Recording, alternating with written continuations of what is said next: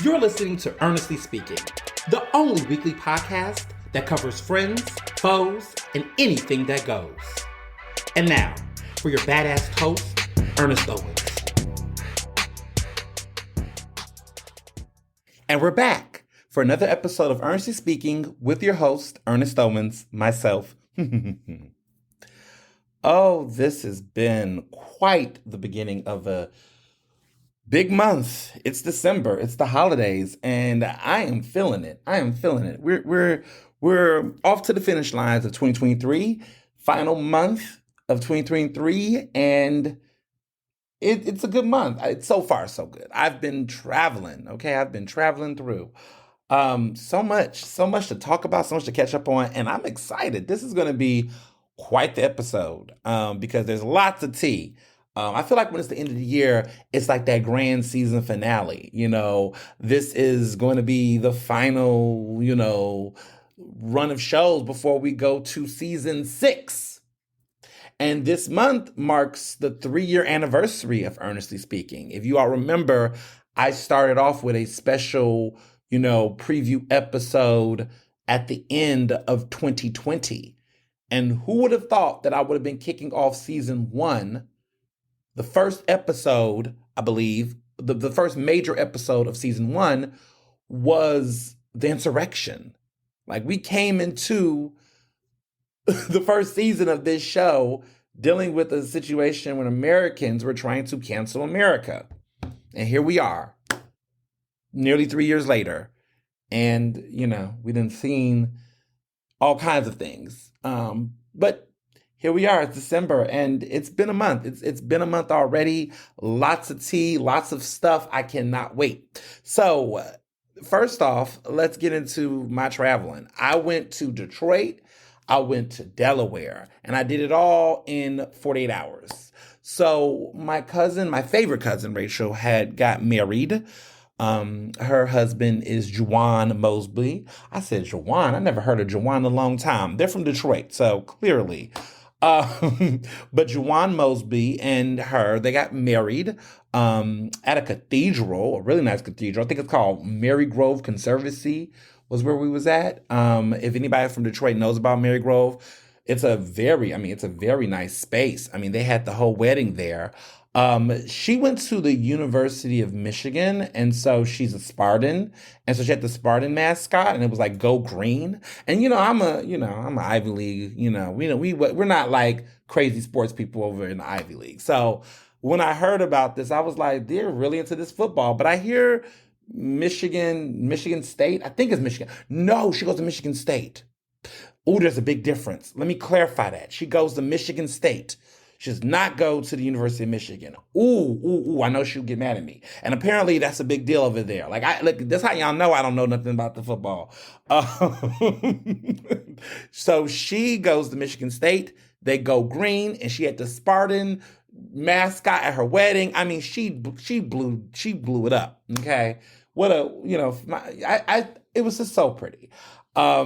The food was great. The catering was good. It was a great family affair. It's my family, on my grandmother's side. So she's my cousin through her father is my mother's uncle. Her father is my mother's uncle. And he was there to, send her off down the aisle. It was a very traditional, classic chapel with the organ, the church organs, and the pastor was so black. He was very y'all need to, he was giving a good old stern lecture about marriage and about sticking together and all of that. And I was like, oh, go ahead. I think we prayed about 3 times in between. This was a very traditional wedding, but I enjoyed it. I have never been to a wedding in a church before. Not that I can remember. And none of my friends, we're all heathen. So we none of us had ever envisioned having a wedding in a church. We all are trying to find venues, and I had it at a museum. I guess that's close enough. But it was so fun. It was cute. They had the flowers, the little kids, the flower girls and all that. We didn't do any of that at our wedding. So it's nice to see the straights do it. It was a very wedding by the straights.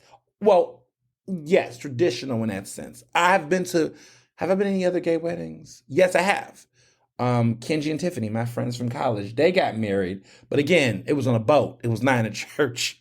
And then everyone else I know didn't do it. Like yeah, it was very like, at cute venue spaces and stuff. Not all of the pomp and circumstances. This was that. This was very much that. And I enjoyed it. It was so pretty. And I love her a lot. She came to my wedding. So for those who went to my wedding, you might have met Rachel. She was definitely there. She had a really dark navy dress. But this time, of course, she wore an off white dress and it was very pretty. And it was just so great to see some of my other family members who, my family is in like three parts of the country mostly. My immediate family's in Houston, but that's not the root. So I have a contingency of family members from Detroit. I have, of course, a contingency of family from Chicago. And then I have a contingency of family that's from Marianna, Arkansas, which then segues into Texas because, Arkansas and Texas on the border. So that's like my three major family parts are in those three areas of the country. So it's fun to see relatives in different ways. Like when I went to Chicago for my book tour, I got to see my uncle and that was great. And then I went to Detroit for my book tour, but everyone had gotten COVID. So like no one could come and it was such a bummer. So then of course the wedding happens and it's like that was the reunion, which was great. But yeah, I'm so happy for Rachel. It was such a great time. Of course, Mr. Johnson came. They had Christmas trees at the venue and we just could not help ourselves. I put up a holiday card because the straights love holiday cards. I don't get them. I don't get it. I mean, if you have little kids, I suppose, but like, I don't get why people send holiday cards with them in their boo. I mean, maybe a dog or something. I don't know. We just is never into it. So we always tease that if we're dressed up somewhere nice and we're in front of a Christmas tree, we'll just post that and that'll be it. So that's what we did. But yes, so after that, we went to Delaware and, it was in Wilmington, Delaware, which I was here because, as you all know, as your esteemed favorite food editor, I need to I like making a point to travel to the different areas that we cover. So I just don't, as the editor of Eater Philly, we do, shout out to parts of Delaware, South Jersey, and the surrounding suburbs. So I always make it a point I've made it a point since I've been in this position to go to these places. I can't go every single week, clearly, but I try to go quarterly to make my visits, to try the restaurants, see how they're doing, see what's good, see what's hot. And that shapes the way I consider things for lists and things like that. Like I do thorough research. My team do. Like my team of freelance writers and folks, we go out to these restaurants. I'm like, listen, we're not the group, and I'm not throwing shade, but I'm keeping it 100. We're not the type of people that are going to get a press release and go, yep, we like that and that's that. No, we need to sit down. We need to have a meal. We need to be able to enjoy it, see if we like it, see what we don't like. There are places I go that I'm like, not feeling that. Not going to tell you all that, but I'm not going to promote it either. So sometimes when I see people get in the comment sections and go, you're forgetting this place or you left out this place. No, baby, I didn't leave it out. I know what it is. I've heard of it. But, wasn't for me, wasn't for my writers that, people just wasn't feeling it. We're not going to say who or what, but it's just that when people send that narrative, it's like, well, listen, I go to dozens upon dozens of restaurants a year and some folks just don't fit the bill, and that's okay. Maybe someone else likes it. But, what I've noticed in the restaurant scene, at least with writers, even when I think about music writers, right, and people in other fields, there seems to be a parallel of folks that tend to find some consensus on certain things, and then there's a consensus, and there's also even a consensus about things we may not like. Now, there might be a couple of outliers where some people might feel one place is overrated and one place is underrated, but we can agree collectively on it. Now, there have been some situations where personally I have fallen out of line with other restaurant folk in the town about a certain place where I'm like, y'all don't see it. And there's reasons why. Cultural, there's age reasons. There's, I'm in a space that's dominated by a lot of older white men or a lot of younger white women. And that's just white people. It's not that much diversity. You can find one or two or three black folks across the region that do food coverage in this way. I mean, my team definitely has hired and diversified our group to make sure it's reflective of different people from different backgrounds. But a lot of folks just don't. I think of one place in particular, Restaurant Alexander. I'm normally I don't name names, but I'm going to do it this time. Restaurant Alexander in Rittenhouse, Craig Laban had wrote a scathing review about it. This was over a year ago when they first opened. And I just had to disagree with him. I just think he doesn't understand what these two young black men are doing in that restaurant. And, he's been around, he's an OG. I respect the OGs, but I just disagreed with him. I just felt like listen, everybody's taste is different. Everybody's palate is different. That's why you need to have a diversity of people in this business that can understand it.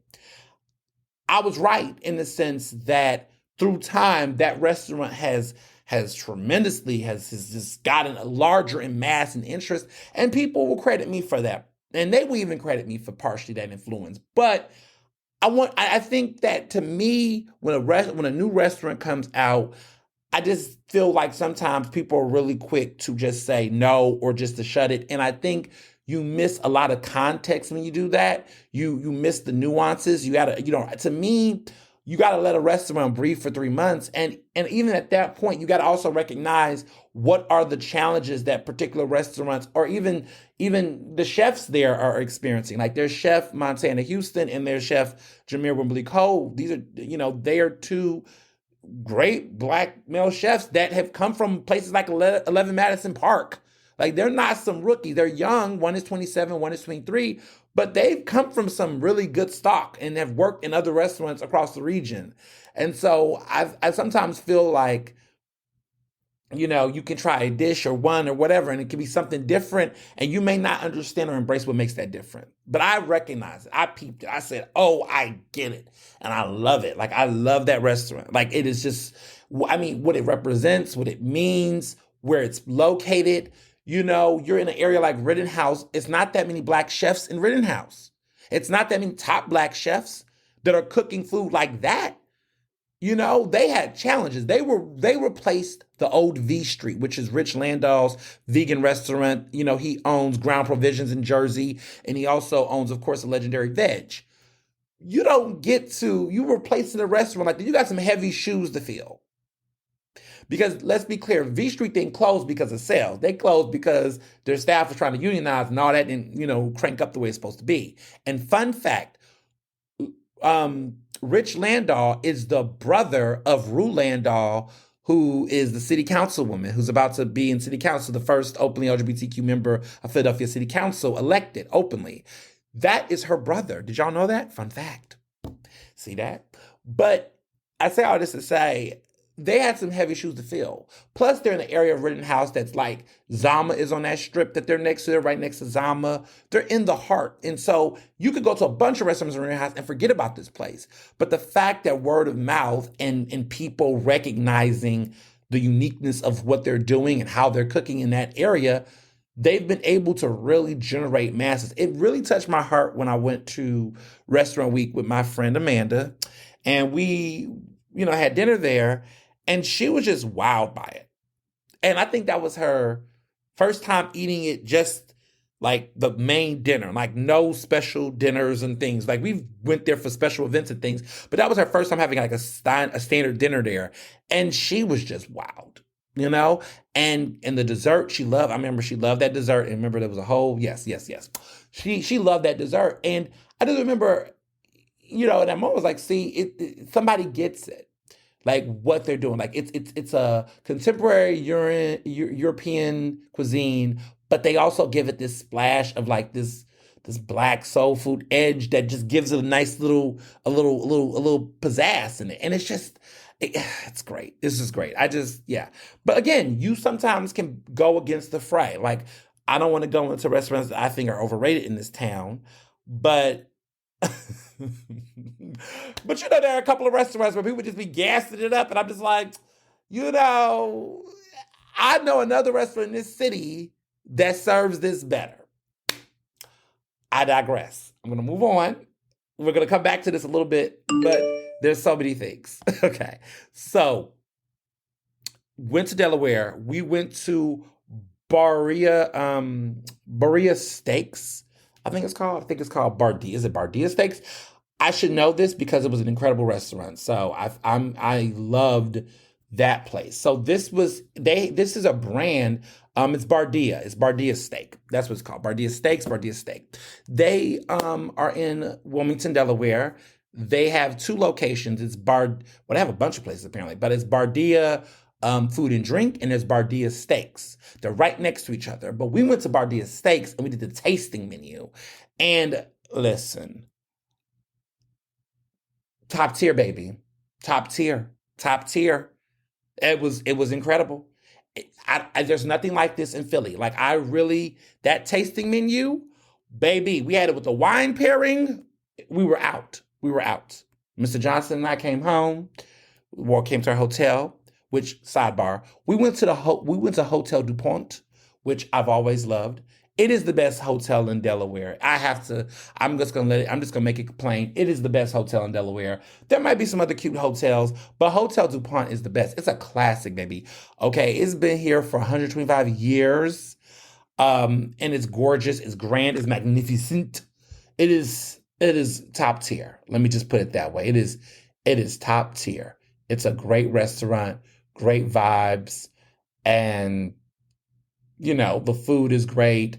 They have a restaurant here called La Caviar, which we're going to talk about them as well. Another great restaurant. But let me just say this. Let me get into just so much. So let me back up. There's so much going on. So this hotel is a classic, and love this hotel. Hotel DuPont is a classic. Love the bathrooms, love the space. It's got this vintage feel. It's historical. It's American. To me, it's the architecture and the way it's been done. A lot of grand people have stayed here. I believe Natalie Wood, the actress Natalie Wood, stayed here. But it's very grand. It's given like an old hotel, a Hollywood hotel, but just so they modernized it a little bit, but it's beautiful. It's classic. The furniture and everything about it's just so great. Architecture in there is gorgeous. A very beautiful historic hotel. But we got back home and we were just knocked out. I mean, the food was rich. Everything in there was great. They have a great chef there that's only 31 years old. Shout out to all the young chefs out here. He was James Beard nominated, and he's just awesome. I mean, I was like, I see Delaware. Delaware's food scene may not have a lot of restaurants, but the ones they do have in Wilmington, specifically Wilmington, is definitely a standout. I mean, I just got to give props where props are. His name is Antimo Domino. Yeah, I think it's like Italian, but his name is Antimo Domino, and this man can cook his ass off. He can cook his ass off.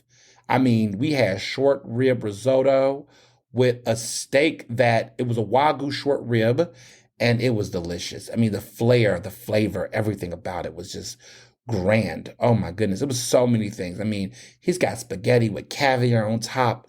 He was doing it. Okay. Good cuisine. Good cuisine. The wine pairings with it. And let me just say this, all of their wine was red wine. So I was excited because I love red wine. I hate white wine. And when I go to a restaurant, I love when I go to a restaurant and they always ask me where my bottle is. For anyone who goes out to dinner with me, it's always bottled still. Okay. And if they don't have bottled still, well, let's just hope it doesn't get there. But every restaurant I go to, I always request bottled still. And there's only 2 bottles of what I would drink. I would drink the aqua, whatever what I'm talking about, the Aqua. It's in that orange, white labeling, or Saratoga in the blue bottle, which I love Saratoga. Saratoga, I don't know where Saratoga came from, but it seems like a lot of restaurants are doing them now, and I love them. I love it. A bottle of Saratoga still, for me, yes. Bottled still, perfection. 2 bottles, either it's going to be the Aqua or it's going to be the Saratoga. But I love that when I go to restaurants. And then sometimes there's what's it, Evian or whatever, some restaurants do that one. But bottled still, when we start, and then we go into reds and we go into cocktails, and it's a ball. But really, really loved Bardia Steaks. I have never been to Bardia Food and Drink, but I feel like if they're by the same family, they're probably great too. But that steak was phenomenal. It was a really great steakhouse, and I really enjoyed it. The next day, which was Sunday, we had brunch at La Caviar, which is always great. And they're located inside of the Hotel DuPont. They had a 110th anniversary dinner that Mr. Johnson and I attended on Sunday evening. It was great. Oh my goodness, truffles. And I mean, it was a classic. I mean, this is French at its finest. La Caviar in the green room, baby. The green room of Hotel DuPont. The 110th anniversary dinner, which was classic. It was a great time. Lovely. And you can see all my photos and everything I ate and how I did on my Instagram page. So, check it out. What else? We went to Longwood Gardens, which was during our stay in Delaware. It's somewhere in the suburbs in Philly, not Philly, in Pennsylvania. But it was like a cute little 20-minute drive. But we had passes and we checked it out. And it was so cute and romantic. It was a lot of people because it was a Saturday and we're in like peak, holiday visit mode. But it was nice. It was very pretty. It was like basically it's a nice little cute garden, like a huge big ass garden. It's like a mansion. And you just walk through and they have all of these Christmas trees and holiday lights and all these spaces with decked out lights that move and change colors. It's a winter wonderland without all the snow and fuss, but it's just colorful. It's a beautiful light show. It's something that was very different. We've never done anything like that together. Because I'm not really, I'm not really an outdoors girl. But I said, oh, this is something I can do at my pace. And it only works at night. And so we were there right when daylight savings time, I think it was around, we went around like maybe 5:30ish and it got really dark over there. And there was a beautiful light show. So we had a good little time there. But Delaware was dope. Delaware was really dope. I always forget about Delaware because I always am running to like Atlantic City and Jersey. But Delaware is a cute staycation. Like you could do a Saturday, Sunday, do a little cute little weekend here, hit up my two favorite restaurants, which is Bardia Steaks and La Caviar, stay at Hotel DuPont, and have a cute little Delaware trip and see Wilmington, a little bit of Wilmington. But it's a cute vibe. It was a cute weekend escape because let me tell you why we did it, because we were not going to PA Society. For folks that don't know what PA Society is, it's called Pennsylvania Society, or PA Society for short. It is the first weekend in December, where all of the Pennsylvania elected officials, politicos, consultants, influencers, anybody who's in Pennsylvania politics, right? They go to New York City. They go to the Wardolph Hotel. And that's where business gets done. All of the behind the scenes smooging and highbrowing and head bumping and elbow, all of the political backdoor shit goes down that weekend in New York City. It's been happening for over 100 years. It is a tradition. It is a thing they do. And, there's parties and lobbies and all the groups. Everybody is there. Okay? It's like the Met Gala for political corruption. No, I'm joking. Well, I ain't really joking. But it is basically all the politicians, everybody is there. And this is a big year, right? This is the eve of 2024. So all the people that's interested in running for Congress and senator and next year's state rep races and the new upcoming mayor, right? This was a big year. All the big name folks are going. So you're asking yourself, why I, Ernest Owens, was not there? Because I have spies. Joking. I have, not joking. Because honestly, I've went once and I just find it to just be obnoxiously overwhelming and annoying. And and the thing is that maybe I'm in a place where I have connections. So anything I need to know, I don't have to go. I can find out very shrewdly from folks. I can get the phone call and get the tea and find out what I need to know. I don't have to be there in person. And also, Mr. Johnson and I like we could take a little time. This could be the opportunity for us to do something cute together because, we're going to spend a lot of time for the holidays, but it's like, he is a comms director at city council. So, he could have went, but we just was like, So the wedding was our way out, to be honest, because the wedding was like, yes. And I didn't want to go from the wedding to New York. I was like, nah. So then what we did was we went to the wedding, and then we went to the wedding at like, we got to Detroit like around 3 p.m. on Friday. The wedding was at 6 Friday night. And then we took a flight at like, I want to say 11 a.m. on Saturday, got back to Philly at 12:30. We had our car at the airport parking lot, drove straight to Delaware, which was only about like 30 minutes from the airport, and we were settled in. We didn't go to New York. I just was like, too overwhelming, too nosy, too messy. Nope. And we didn't go. We was happy. I mean, PA side is PA side. I did get some good tea about some things, but it wasn't worth the hustle and bustle and the fussle and all the fakeness too. I mean, there's some people we like clearly, but it's just so fake because people, they see you at places that they don't think they're going to see you at.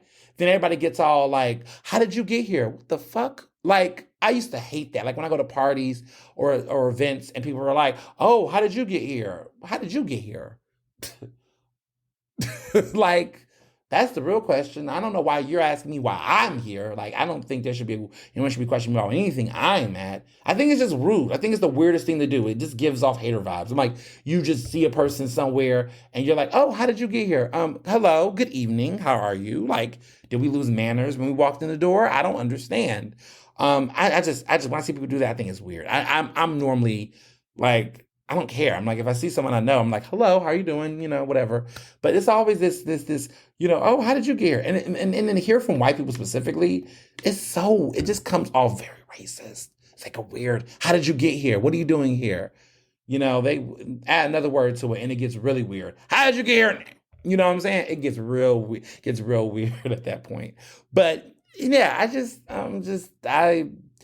I think I'm at this point where I'm like, I'm able to be about 90% selective about where I choose to go and being okay with not going certain places for if the value of it, regardless of whatever the hype is. I'm also challenging that for my friends and people I work with. Like, people are like, oh, you should do this. It's a good look. It's a good look. It's like, how many things are going to be a look? I need a thing. I need a good thing out of it. Like, I need something tangible. A good look is getting old. And I recognize this year has been a telling year for me where you can do all the things to dress something up or try to appease people by the look or the presence of something.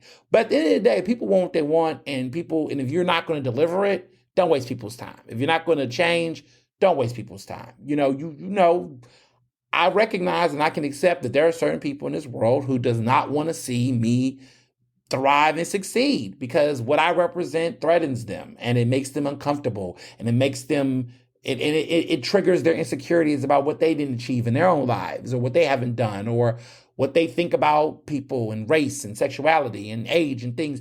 I do that for some people.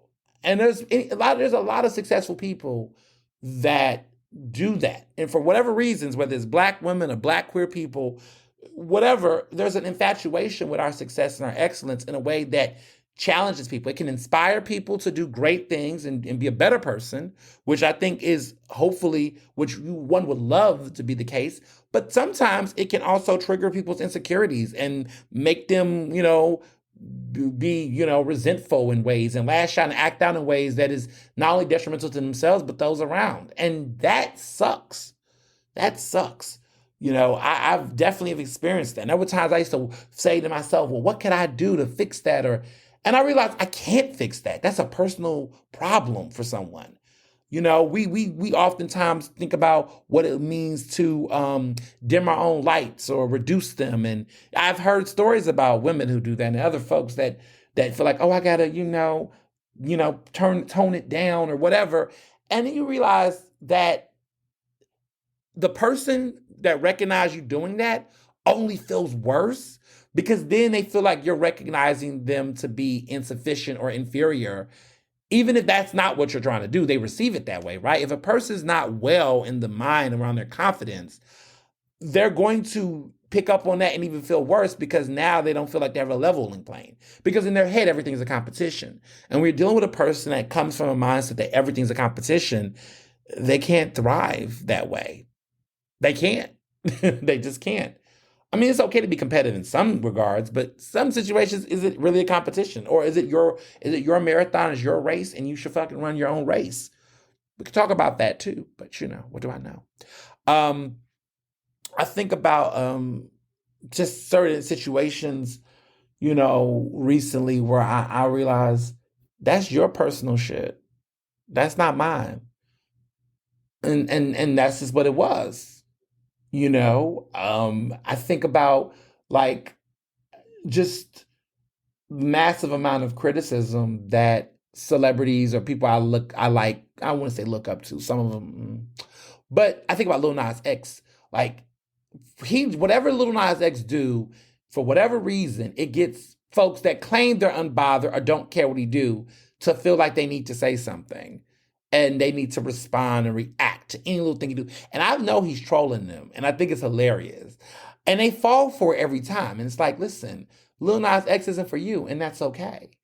Like even Beyonce. Like, oh my God, people just can't shut the fuck up about Beyonce. It's like, okay, there are folks that are showing joy for Beyonce in the movie, which we're going to talk about, and they just feel like they have to make it a point to tell people, oh, they don't like the movie, they're not going to go see it, or they don't like it. And it's like, well, that's okay if you don't like it. I mean, it's fine. She's an artist, an entertainer. She's not like an official. She's not somebody you have to vote for, have to elect.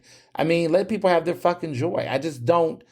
I'm at a point where I just don't get that. And so I feel like there are the people, and I look at the people that do have that level of critique for her. And it's not even critique, but the hate for her.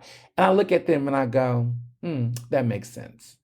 But there's something about people in that way. Like when they look at themselves, they,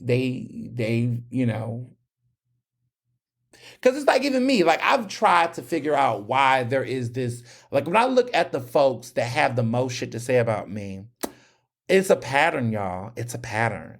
It's either these like middle-aged, old, grumpy white men. They are like, that are like either well-educated or not. It don't matter, but they just so bitter.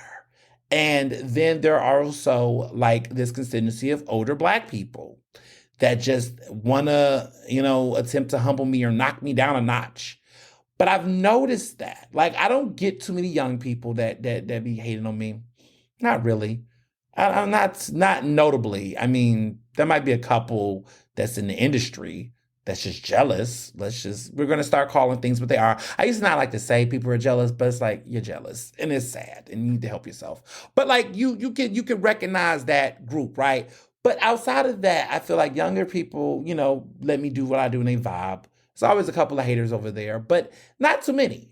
But I noticed that older folks, and it's just the observation, they either get me and love me down, like love me so much they'll like mail me things and like send me gift cards and shit, or they are just completely like adversarial to the point where it's like, I'm not only going to hate on you, I'm going to try to be a gatekeeper and block you from things.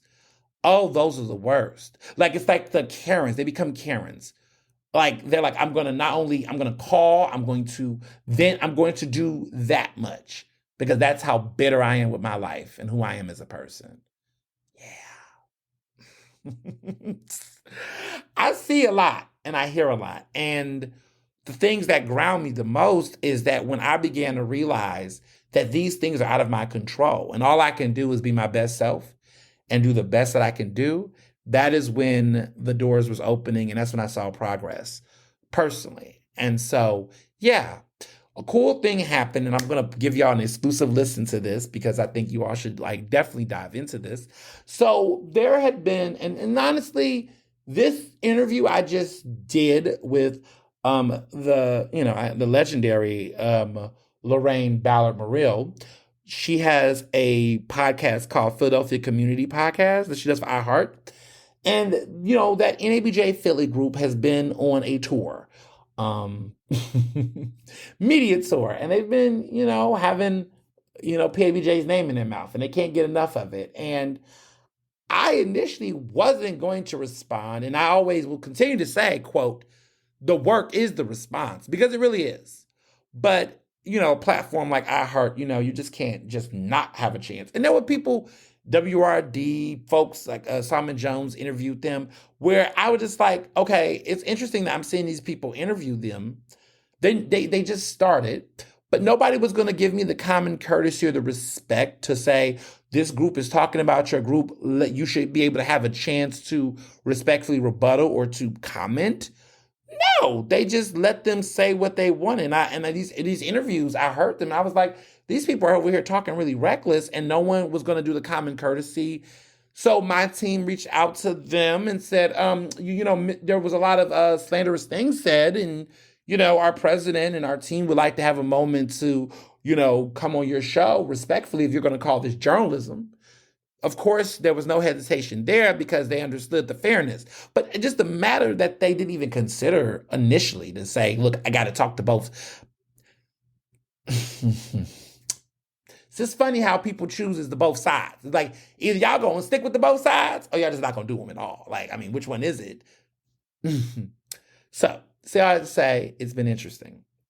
But I did do this brief interview on iHeart with Lorraine, and I'm gonna play it for you because it's not super long, but it's not super short. But I want y'all to hear this episode because I think it's important to hear how I put a lot of things in focus and set the record straight on a couple of things. And that's it for me on it. Like, at this point, you can send this episode to your friends, anybody. We the talking points, the statements, the facts are all there. We moving forward. And, at this point, it's time to put up or shut up. You can't, there's only so much talking you can do before finally you got to get to the point where you got to put up or shut up. So that's where we are with this. So I'm going to play this interview that I recently did. Check it out. Here it is. I have a great love for the journalists who are members of both the Philadelphia Association of Black Journalists as well as the newly formed National Association of Black Journalists, Philadelphia.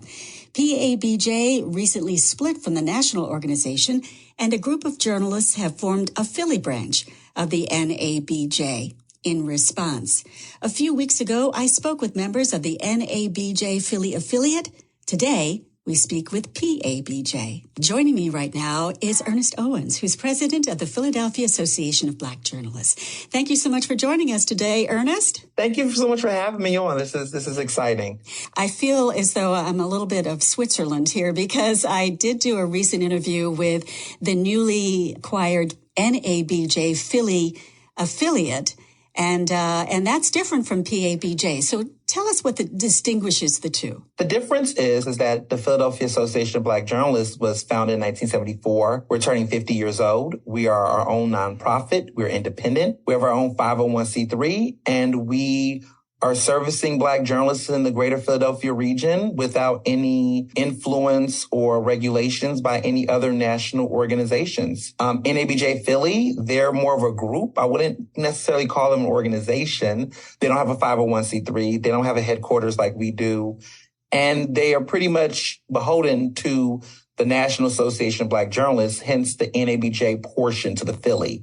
So the national organization will be regulating and operating a lot of their work. They're getting the support of some local Black journalists, but everything will be coming up top from the national when it comes to how they move in this city, in this region. We are a grassroots organization. We're homegrown. We're Philly grown.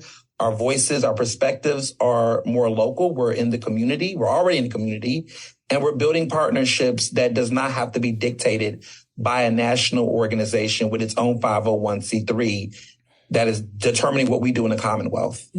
And what's the problem with having NABJ having an influence on policy? Well, it's not so much that they're having an influence. It's a dictatorship. One of the biggest reasons why PABJ and NABJ had a split is because PABJ was coerced out of NABJ. There was a demand of information from our organization that I believe would have played a role in keeping us in a financial situation that was not beneficial.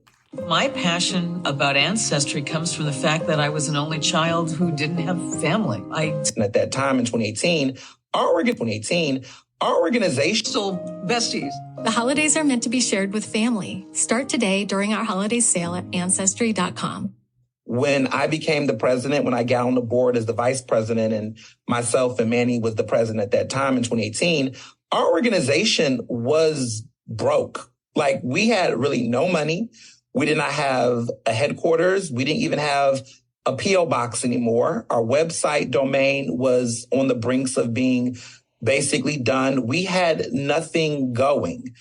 And we had to bring this organization up. We had to fundraise. We had to apply for grants. And we're in a very good financial healthy state. Our membership is back. We were getting ourselves out of a bad place that really could have ended us if we came into that in the pandemic. During that time, what we found out was that all of this money that we were raising, or we thought we were getting, a lot of local funders, supporters, people across Philadelphia that was giving money, big funders that used to give money to PABJ, they were telling us that they were giving the money to NABJ. And they thought that giving the money to NABJ meant that the money was going to trickle down to PABJ. It never did, because NABJ has its own 501c3 and we had our own 501c3. And so the moment that our PABJ leadership started to independently fundraise for money and began to inform those in the city that was giving money to NABJ that that money was not hitting PABJ, that's when we started to see some problems with the national organization and how they wanted to dictate how far we flew and how far we were striving. And it came down to a situation where they wanted to have the entire email list of our members. And that included our donors, our benefactors, all these different groups that supported us. And we felt like doing so would compromise our finances. Like, you never ask for the donor list or the membership roster of a group of people of an entire organization. Even if some people may be members of NABJ, some people may not. And so because we had that dispute, they basically threatened that we would not be affiliated with them. And as a result of us refusing to give that information, they basically let us know that our status with them was not in compliance. And that put us in a position where we realized we was at an impasse, and we became independent at that point. Rather than getting into the weeds of all the ins and outs of the political part, I would like to focus on what your mission is now and what your events are and what you hope to do in the future going forward. Well, the work that we continue to do. You know, our organization is about advocacy and access at the end of the day. Advocating for Black journalists, and regardless of whatever newsroom they work in, or if they don't work in a newsroom, our organization is real with the times. The majority of our members are journalists, to be clear, but they're not necessarily journalists that work in a traditional newsroom. I, for one, am I'm a media entrepreneur. I have my own company. I work with media companies, but I don't work for them. I do contractual work. I do freelance work. I do various ways to make a living and have a very profitable life. There are some of our journalists out here, especially for Black journalists, that have a revolving door. We see them start in a newsroom, but then sometimes they have to, for financial reasons, go into PR and communications. And then some of them eventually get back to journalism. Our organization is really focused on Black journalists and Black media professionals and advocating for them, making sure that they are getting proper compensation for their work and making sure that they're in a healthy environment, but also access, giving them career development trainings, giving them great work. You know, one of the things that we love that we do every year is our media access event that's coming up in December. And we're so excited that you're going to be a part of that. One of the panels that we're doing at Philadelphia Community Access Media. That event is free. One of the things we're also doing is increasing access that in our 50th anniversary year, our memberships are free to all eligible media professionals and journalists in the region. We're not charging dues for our members. We're increasing our funding for professional career development events like media access, other events we have throughout the year. But we also understand the importance of joy. So even though we are a professional organization that does take pride in having career development events and sending people to conventions and conferences, we also are big on fellowship and joy. So we do have an annual pool party, a holiday event, because a lot of Black journalists out here, it's getting tough. You know, the issues that we have to cover, we have to have a space to also celebrate our victories as well. So we're really invested in a healthy balance. So if people would like more information about PABJ and about your upcoming events, how do they find out more? Absolutely. We're at thepabj.org and we're at Philly ABJ on Instagram and PABJ on Twitter. We're all over social media platforms. We have a robust board and committee that would love for people to join our committees and stay involved. We make a lot of our events free and accessible to our members. And there's a lot of community events like our media access event that's coming up in December that is accessible to the community as well. And any final words before we close? I want to make it known to people that what I see right now happening in our media space and what's happening in the situation is that I see it as a generational difference. I don't consider it beef. These are people that are folks that I've looked up to over the years. And while we may have a difference of opinion on this issue, one thing that I want people to know is that we're seeing a generational shift in our industry. And I want more people to think about what side of history they want to be on. I think it's important for us to recognize that everything must evolve and it doesn't have to be contentious. What I want people to know is that while there are two different organizations, we serve two different purposes because of our fixation on how we plan to liberate and how we plan to represent Philly in the greater region. And people are encouraged to make informed decisions about how they feel about it. But one thing we should never forget is that as Black journalists, we have a bigger mission, and that is to advocate and provide access to all. Ernest Owens, president of the Philadelphia Association of Black Journalists. Thank you so much. Thank you. You could. There you go.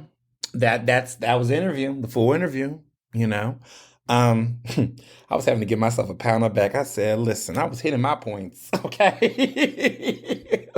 Shout out to Lorraine for having me on. She was a great interviewer. Compared to other people who interviewed me. I ain't gonna hold y'all, but Simon Jones just wasn't it for me personally.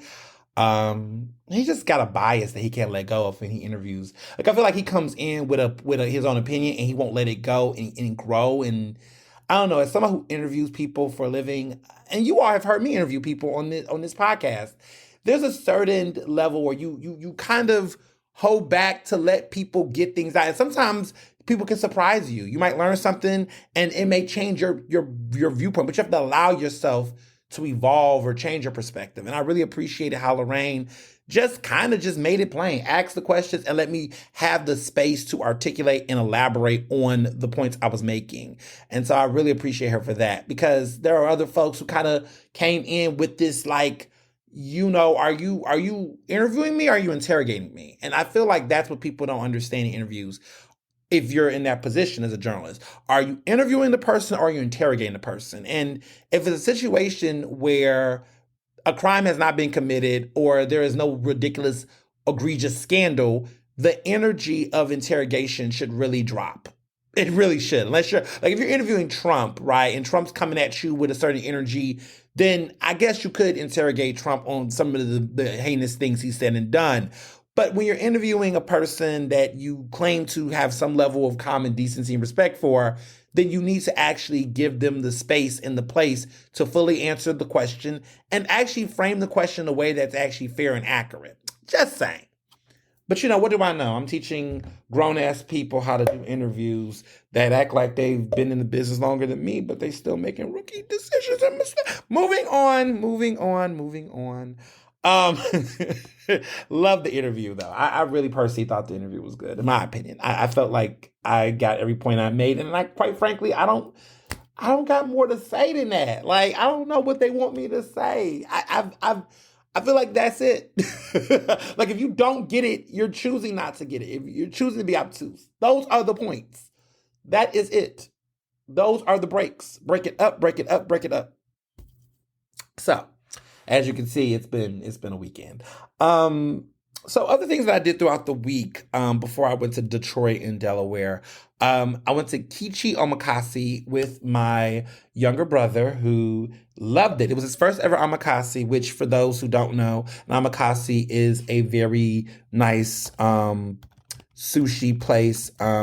It's basically with the finest sushi. So it's basically it's a Japanese restaurant. It's a meal consisting of dishes selected by the chef. So it could be a 5-course omakase. For us, I think it was like a 10-course omakase. But basically, it's a meal consisting of dishes selected by the chef. So this was a sushi situation, omakase. So it was all chef made. for people who, want to know. Now, an izakaya is a type of Japanese bar in which there's a variety of small, typically inexpensive dishes and snacks are served to accompany the alcohol drinks. So omakase is basically a chef's tasting. It could be for sushi, but it's in Japan, right? So it's a Japanese chef's tasting menu. Izakaya is a Japanese bar. It's a type of Japanese bar that basically is translation happy hour, pretty much. So that is different. Now, some people might want to know, what is a yakitori? Yakitori is just basically bite-sized small pieces of meat that's served on a bamboo skewer. That's pretty much it. People say, what's the difference between yakitori and izakaya? So just wanted y'all to know that y'all see these terms a lot, and thought it'd be fun to tell y'all. But we went to omakase in Midtown Village. It was Kichi. It's spelled Kichichi.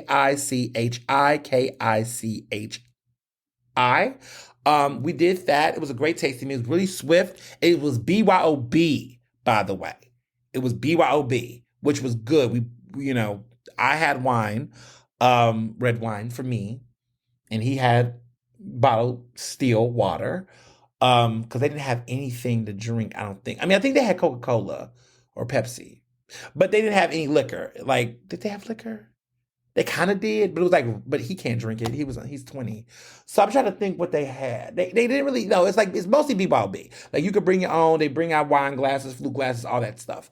But it was good. It was great sushi. You all saw the photos on IG. Loved them down. They were fun. They were dope. Loved it a lot.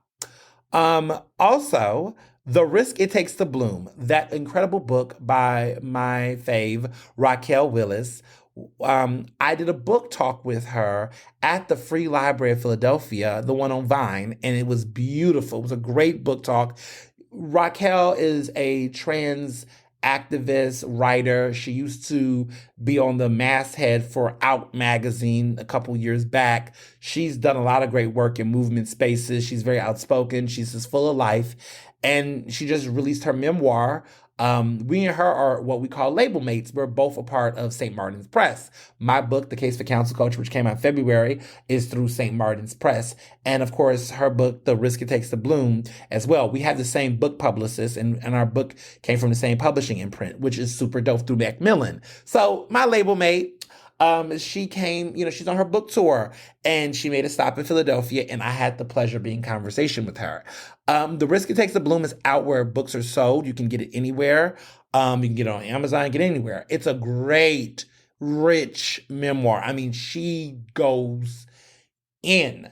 And it's not, one of the things I spoke a lot about during our discussion, during her book signing and everything, was that one thing that stood out to me about that book was that it's not a precious type of memoir. It's not the, oh my goodness, all my life I had to fight. It's just tragedy and trauma and tragedy and trauma and hurt and pain, and that's it.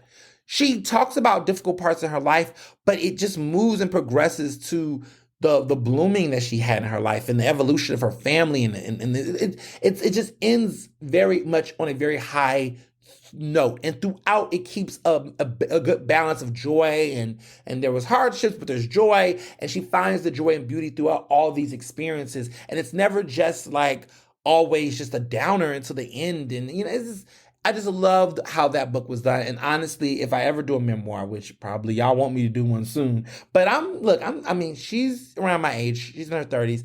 I'm not ready. I think there's been more every time people say, oh, you should do a memoir. I'm like, where? How? Because my stuff keeps happening, and I don't feel like I'm not ready yet. I won't consider a memoir, honestly, y'all, until I'm 50.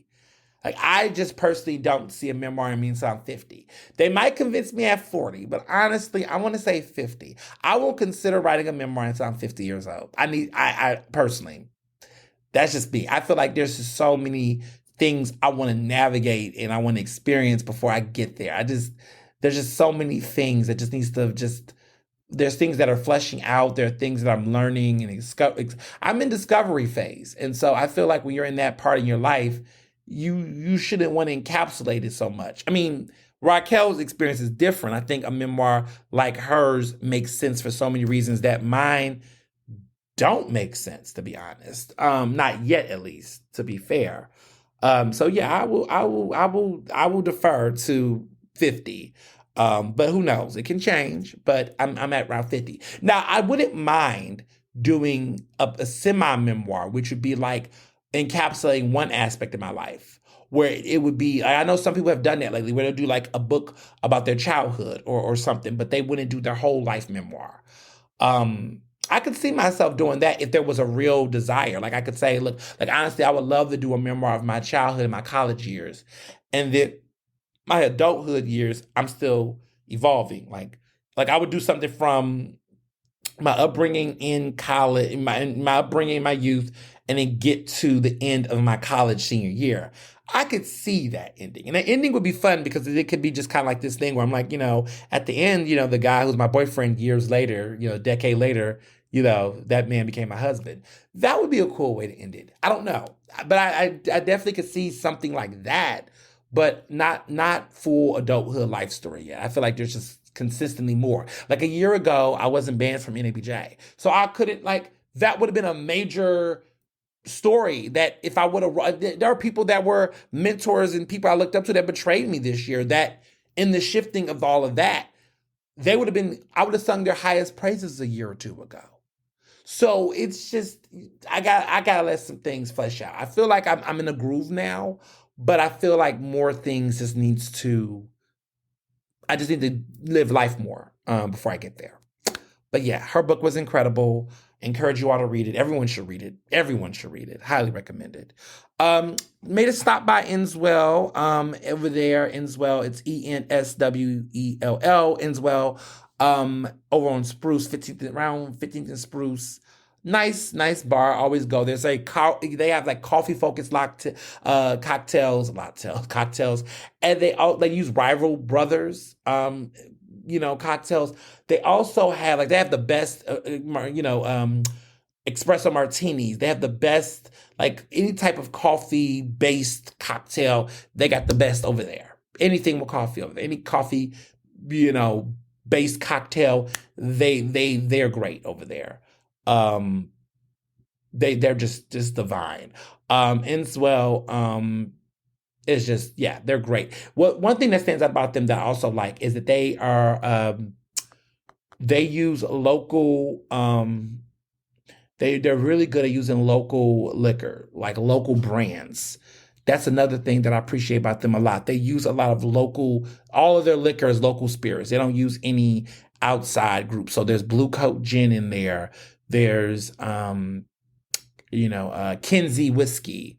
It's all of those spirits, which means that they don't get certain types of liqueurs and they have to alternate it with different types of syrups they make in-house and things, because everything there is local based liquor. Like every liqueur, every flavor, everything has to be based and sourced in Pennsylvania, which I love. They're very local grown. So I appreciate that element. So if you want to support local businesses, local distillers, things like that, go to Enswell for sure. It was a vibe for sure. Also had the pleasure of having dinner with Ellen Yin at A Kitchen. We had a cute little tour of AKA in Rittenhouse, and it was a group of myself and my bestie Josh Eats Philly. We got together and a couple of friends, and we had a lovely dinner there at A Kitchen. And Ellen is great. Ellen Yin is the James Beard Award-winning restaurateur who owns Fork, all of the high street properties, A Kitchen, A Bar, which is phenomenal, and just, yeah, like high street bakery, high street provisions, and of course the legendary Fork. I mean, she's great. Won the James Beard Award for her restaurants. She was fabulous. Went to see a musical. It's always every month. Your favorite gay socialite goes to a musical, Authentic Kimmel, and I had the pleasure of seeing Company, the musical. Jamarcus and I went to go see it, and it was a great musical. It was interesting. I had never knew any of the songs except for Ladies Who Lunch. Now that was a song.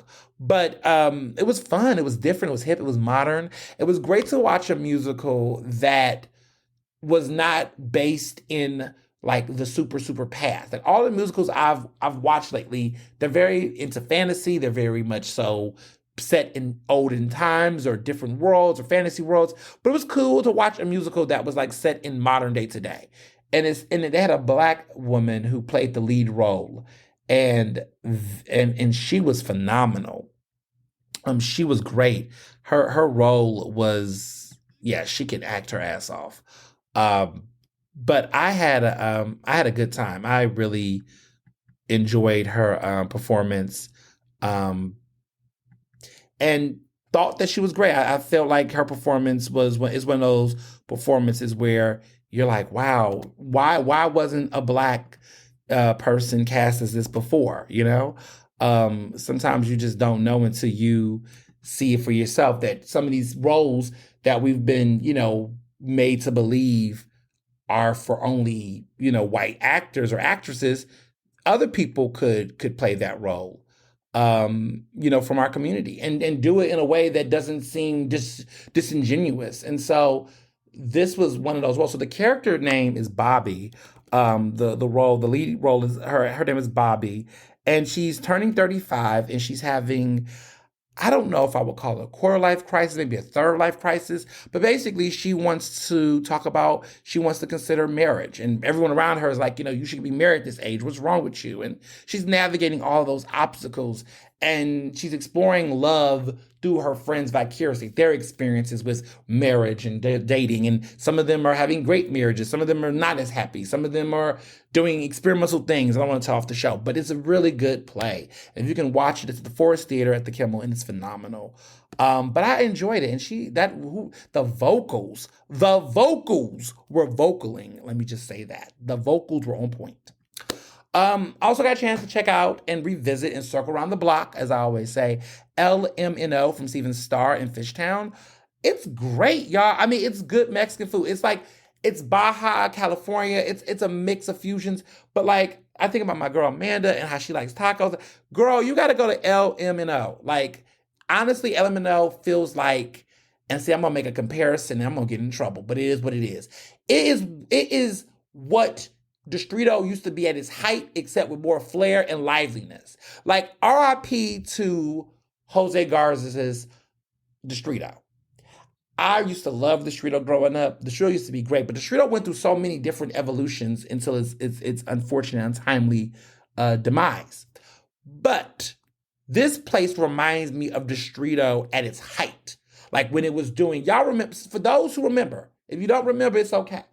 But listen, for those who remember Distrito in University City, when it first opened, there was a very clubby, lively vibe to it. But they had a good mix of serious, like entrees that were really good, serious full course entrees. And they had the tapas and the tacos and the nachos too. So you can mix and match your energy. Like you can say, okay, if I want to go here, I want to have a really good, mature, fun Mexican meal, and have it done really right? Elevated. Or I could just go for a little happy hour with my friends and have the tacos and the nachos and be chill. Distrito ended up playing into the interest of the University City crowd, so everything became happy hour food. They stopped doing the main courses. They stopped doing that because I guess the college appetite was just different. And so they really fixate their food on really focusing on college students and their budgets, which was really weird to me because it's fucking Penn. It's a University of Pennsylvania, and them kids got some coins and some money, and clearly they're spending it at places like, what's the one they play? They give it to Pod, but I digress. So they changed it up, and then eventually Garza's just didn't keep it open. And Garza's is going through his restaurants, man, it's like some stay, some don't, some temporary closed. Hook and Master is temporary closed. Tito is gone, which was one of my favorites. Buena Ona, which was right next to Tinto and Whiskey Village, that's gone, but I think Whiskey Village is still open. But Tinto is gone. Buena Ona is going right on that strip. They had that grand opening, grand closing. Now there's still the Buena Ona over there near Fairmount, and there is Amada still. Both Amadas, well, three Amadas are open. One in Radnor, which is really good. I had brunch there recently. That was really good. Then there's the Amada in Old City that is still legendary. And then there is one in Atlantic City, which is still going strong. But a lot of his places, I mean, Volvera's still open. And then he now has Garza's Trading Company, which is all in the Kimmel. But a lot of his restaurants, oh, he's got the old bars still. The old bar is still moving. But a lot of his restaurants, they're gone. They're gone. It's just the sad. And someone was talking to me the other day about restaurant closings that they're saying a mass exodus of restaurants are about to close at the end of this year. As you all know, little pop shop, little pop shop is closed. Reckerly's is about to close in a couple of weeks. You know, the ones who make the great ice cream sandwiches. A lot of restaurants are about to close. It's about to get really fast. And see, a couple of episodes ago, I went on my tirade about how folks was acting real funny and stuffy about me talking about some showing up for these fucking restaurants. But damn it, let me tell y'all something. These restaurants aren't playing. This shit is getting real. And everybody will act funny and complain and all this. Okay. But your faves are shutting down. We're about to lose a lot of restaurants, I'm hearing. It's about to get real. There's a lot of new restaurants coming on the scene, but there's a lot of restaurants that's about to leave the scene. And we're about to see a major transition unlike anything we've seen in a while. Okay, I'm hearing, and I'm hearing predictions of like pandemic closures. So you might want to check on your strong restaurant owner. They say check on the strong friend. I'm the strong friend often, and people check on me, but they often... Anyway, check on your strong restaurant owner because they may not be... There might be some things going on, and you got to show some love. And I wrote that piece, and people got in their feelings, want to talk about the economy. All shit. Shut up. If you're going to restaurants, pay your fare. Pay, tip well, support. Or don't support. And there's other ways to support restaurants without going to them. Y'all know that, right? You know you could follow and share and promote and tell people about the restaurants. You can give them a nice review on Google because people do go on them Google reviews. I mean, them Yelp reviews are a mess. But you should really go and look at the reviews and add positivity or sparkle or support or showcase or shout out or recommend. You got companies out here throwing all these holiday parties. Are you supporting local businesses during the holidays? Like my holiday parties, all of my holiday parties are at local venues supporting businesses and groups. Like we got to be more forward, period. Or if they close down, don't even complain. Just don't even complain. Just too many people out here trying to act like they protesters and shit to this. No, you're not. You're just cheap. Because you spend this money on Taylor Swift concert tickets as you can and should, but recognize what's happening here.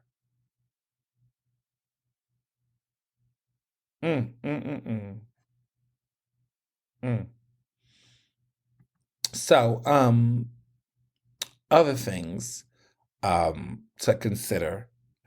Let me see. I went into, okay, I digress.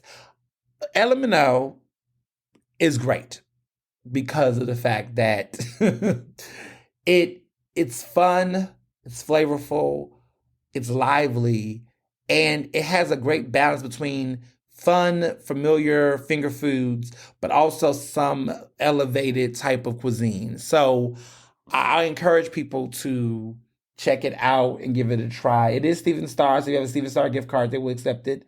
Their happy hour is popping. But the boys and I went there as a pregame for dinner before we went to see Renaissance, which I'll talk more about later in this show. So, moving along, I wrote a piece for Eater that has been sparking a lot of buzz. And I love writing the pieces that I know. I knew when I wrote this piece, it was going to take off. The moment I came up with this list, I knew it was going to take off. And it did. The most underrated restaurants in Philly.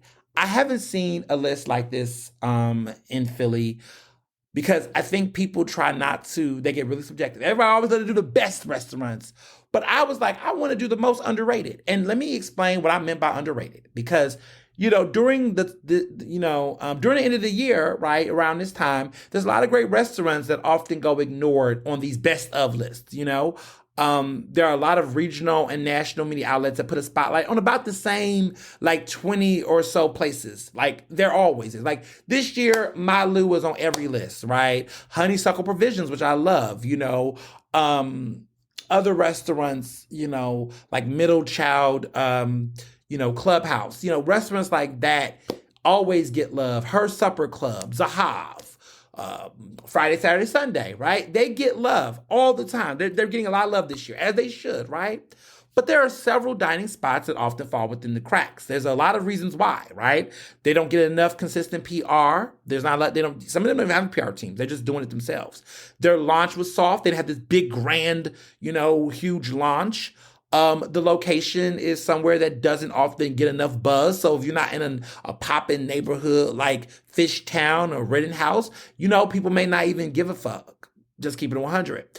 They're not a part of a popular restaurant group, so they're not part of Garz's or Steven Starr or Solomov and Cook. That has a place, or they're being outshined by a bigger named restaurant that serves similar cuisine. So there's some great Middle Eastern restaurants, but if it's not Zahav or Laser Wolf, people may not even give it a look because they're only going to go for those two, right?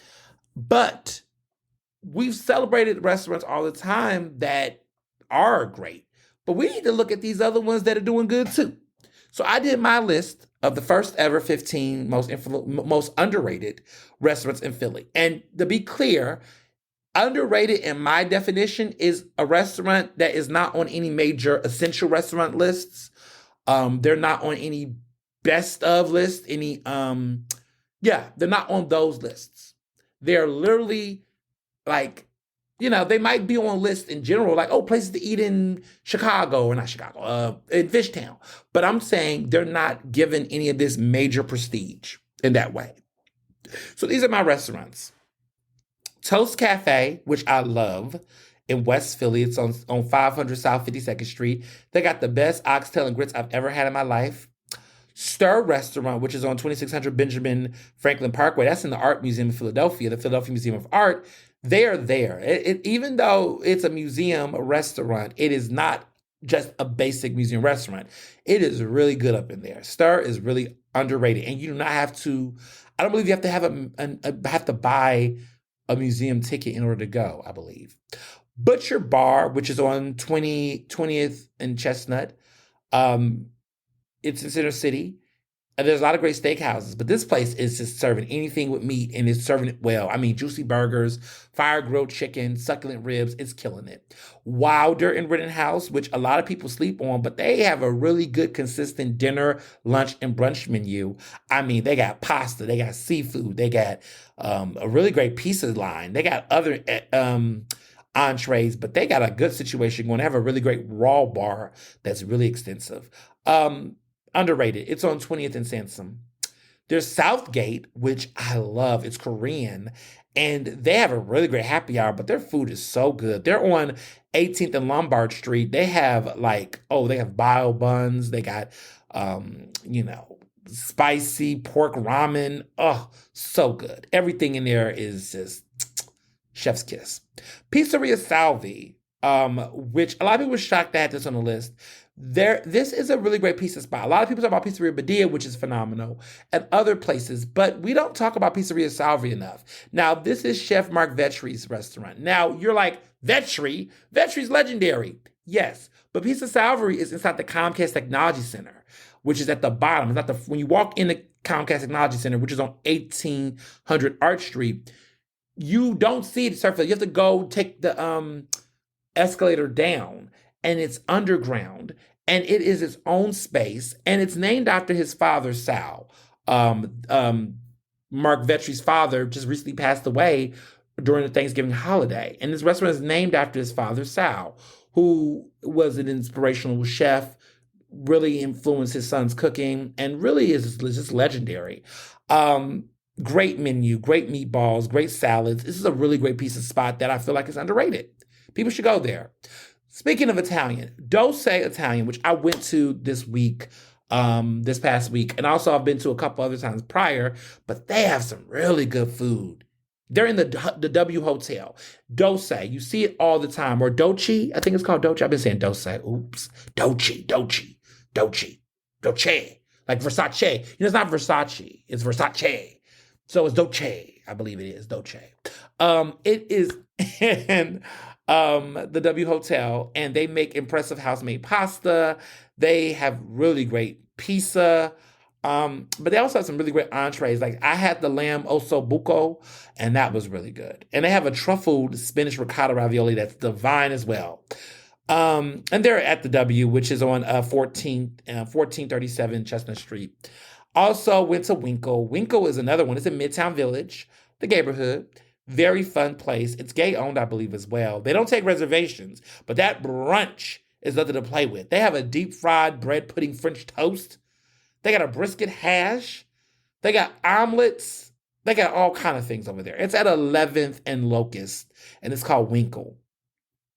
There's also Oloroso, which I'm in love with. They serve tapas, and there's a lot of places that do tapas in Philly, y'all, like a lot of tapas spot. But this place got a Spanish tapa situation. They got steak empanadas and scallop brochettes and ham and cheese croquettes and chicken tagine and all the great stuff over there. Great, great spot. Highly recommended. It's also in Midtown Village as well. It's at 1121 Walnut Street.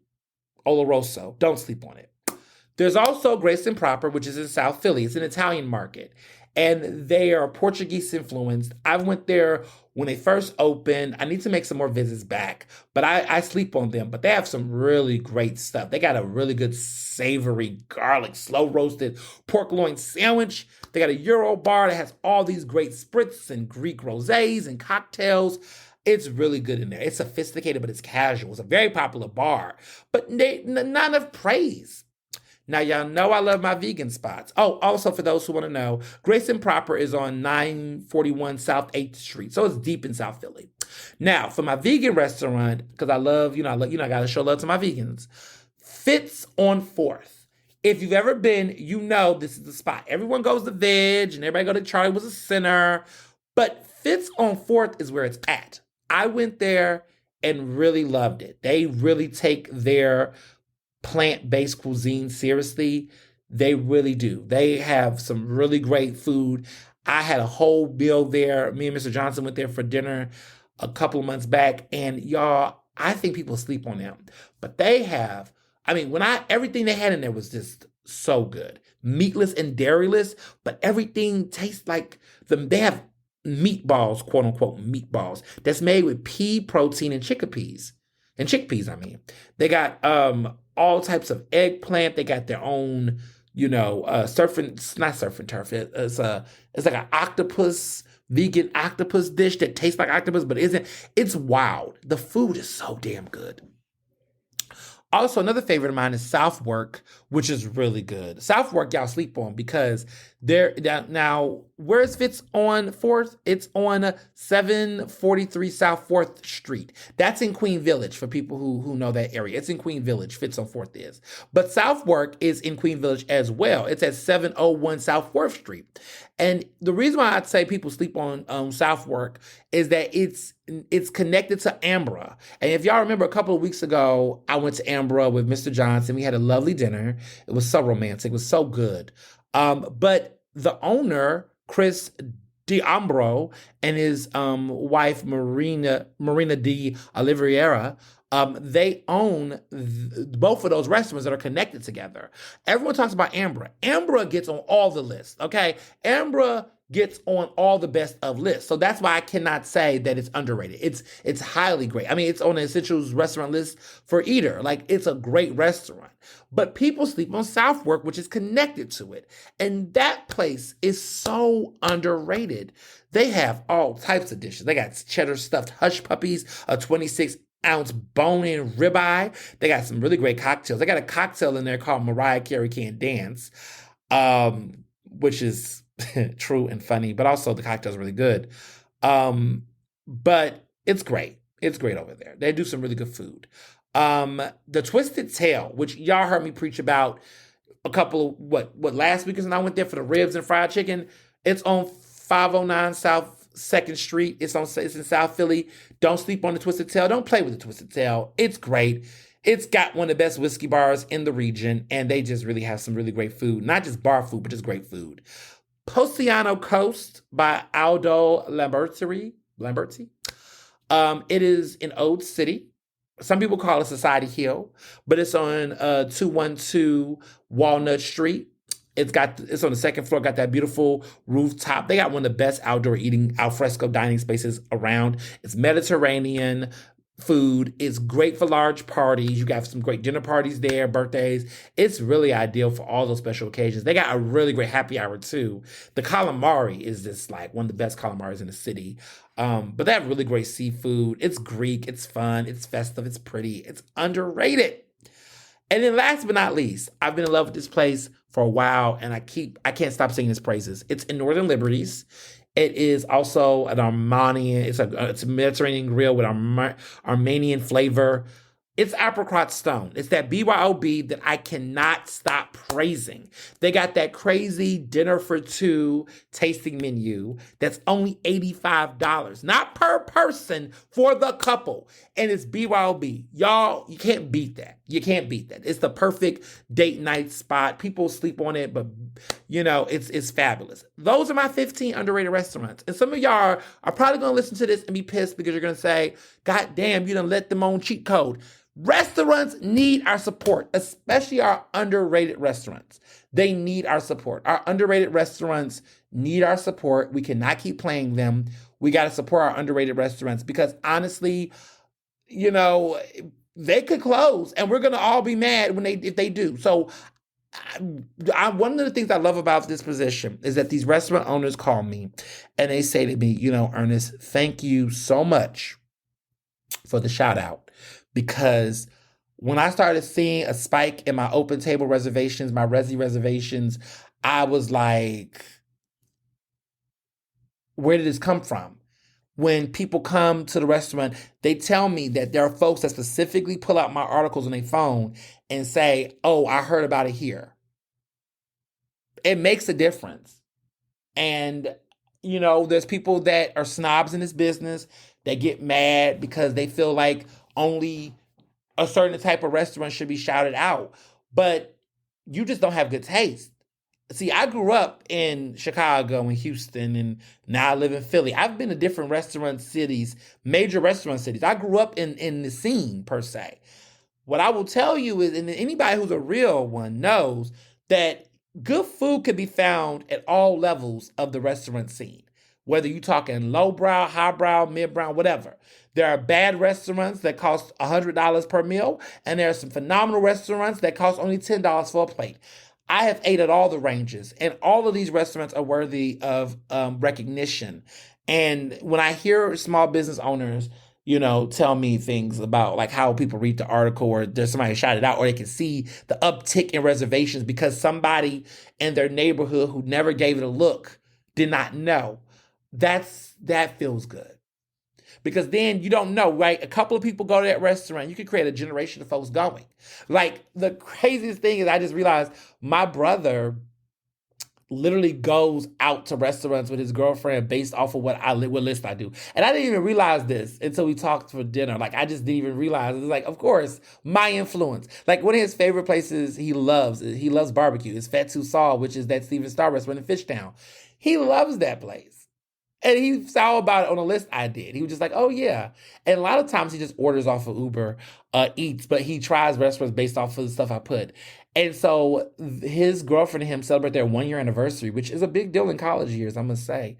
They celebrate their 1-year anniversary at Georgia on Pine.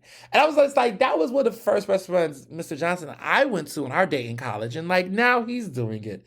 A generation of just, But Georgia on Pine stays open over 10 years later, still years, decades, they still doing it. And now my younger brother in college is going, but that's because of word of mouth. That's because people share Instagram posts and people write reviews on Google. And because we support these restaurants, we can keep a great restaurant that does not have to be on a New York Times list, which that list was trash, by the way. They don't have to be on the list like that in order to thrive. Success means something different for restaurant owners. That you could get all the awards and the acclaim, you could be gone. You better ask Kevin Sabraga. Okay, love him. RIP to his restaurants, but he's a great guy. But Kevin Sabraga had restaurants that was getting high praise. Juniper Commons, not so much. But the Fat Ham and Sabraga, the restaurant that was on Broad, tons of praise, tons of love. But those restaurants collapsed. So sometimes we have to be thoughtful about how we talk about and position restaurants. It's not just about, being overrated or underrated. Sometimes it's about the simple stuff. Just saying. Now, before we get to hot topics, I'm going to address the ear in the room. So, I got a little graphic, but y'all liked it though. All the likes and the virality of that post, and y'all know what I'm talking about. It's about the earwax. So let me tell y'all this story. I mean, I gave y'all a little bit, but y'all was asking more questions, and I wanted to save it for the podcast. So let me explain how this all went down. For the past couple of months, I want to say the past 3 or 4 months, I noticed that I was turning up the volume on the TV. We have a big screen TV at the house. And Mr. Johnson just, he's a subtitles guy, which I hate subtitles. Well, let me clarify. Let me get that together. If you have to use subtitles, by all means, use them. And I have no problem with various communities of people who use subtitles. Personally, I for my own personal usage, I don't need subtitles. And so therefore I don't use them because, a lot of times the subtitles can cover up things on the screen, or at least the subtitles on my TV, the way they're placed, they cover up faces and things. I don't know if there's a way on the TV that you can move subtitles where at the bottom rather than the top. I don't know, but the way the subtitles run on my TV, they cover up people's faces. And so sometimes I look at Mr. Johnson like, why are you anyway? But he likes to use them. I was like, I like to hear. So I would turn the volume up, and I found myself turning it up, and he would just be like, oh my God, this is so loud. I'm just like, what you talking about? This is decent. You just lazy. I don't know. So then I noticed too, I was doing the same thing with my music. Now, see, this would sound like The Sound of Metal. Have you ever seen that movie with Riz Ahmed? He won got an Oscar nomination. It's called The Sound of Metal. It came out a couple years ago of this man who went deaf. But I was feeling like that, like something was going on. And it wasn't that I couldn't hear anymore. I just felt like my hearing was just not, it was just, I don't know. I just started having moments. And I saw this movie, The Sound of Metal. Again, it's a very great film, Oscar nominated, highly recommended. But I started feeling like, is this happening to me? Like, what's going on? Is it all the years of, I don't know, audio listening, earphones? I don't know. But I was like, what's going on? I was getting a little scared. So I said, okay, I need to face my fears and stop playing. I need to go to, get my health checkup and everything. So I was there. I was like, prepared, and I wanted to go in private. I just wanted my time. So I go there to my personal primary care practitioner, and she looks in my ear. She checks me out. We do the other checkups and everything. And she checks my ears, and she goes, you got a lot of wax in here. And I said, oh, I do? She's like, yeah, you got a lot. And it was not like a lot, like it was growing on my ear. Like, come on, like y'all know I would have got that taken care of. But she had looked inside and saw there was a lot of buildup. And I was like, okay, what does that mean?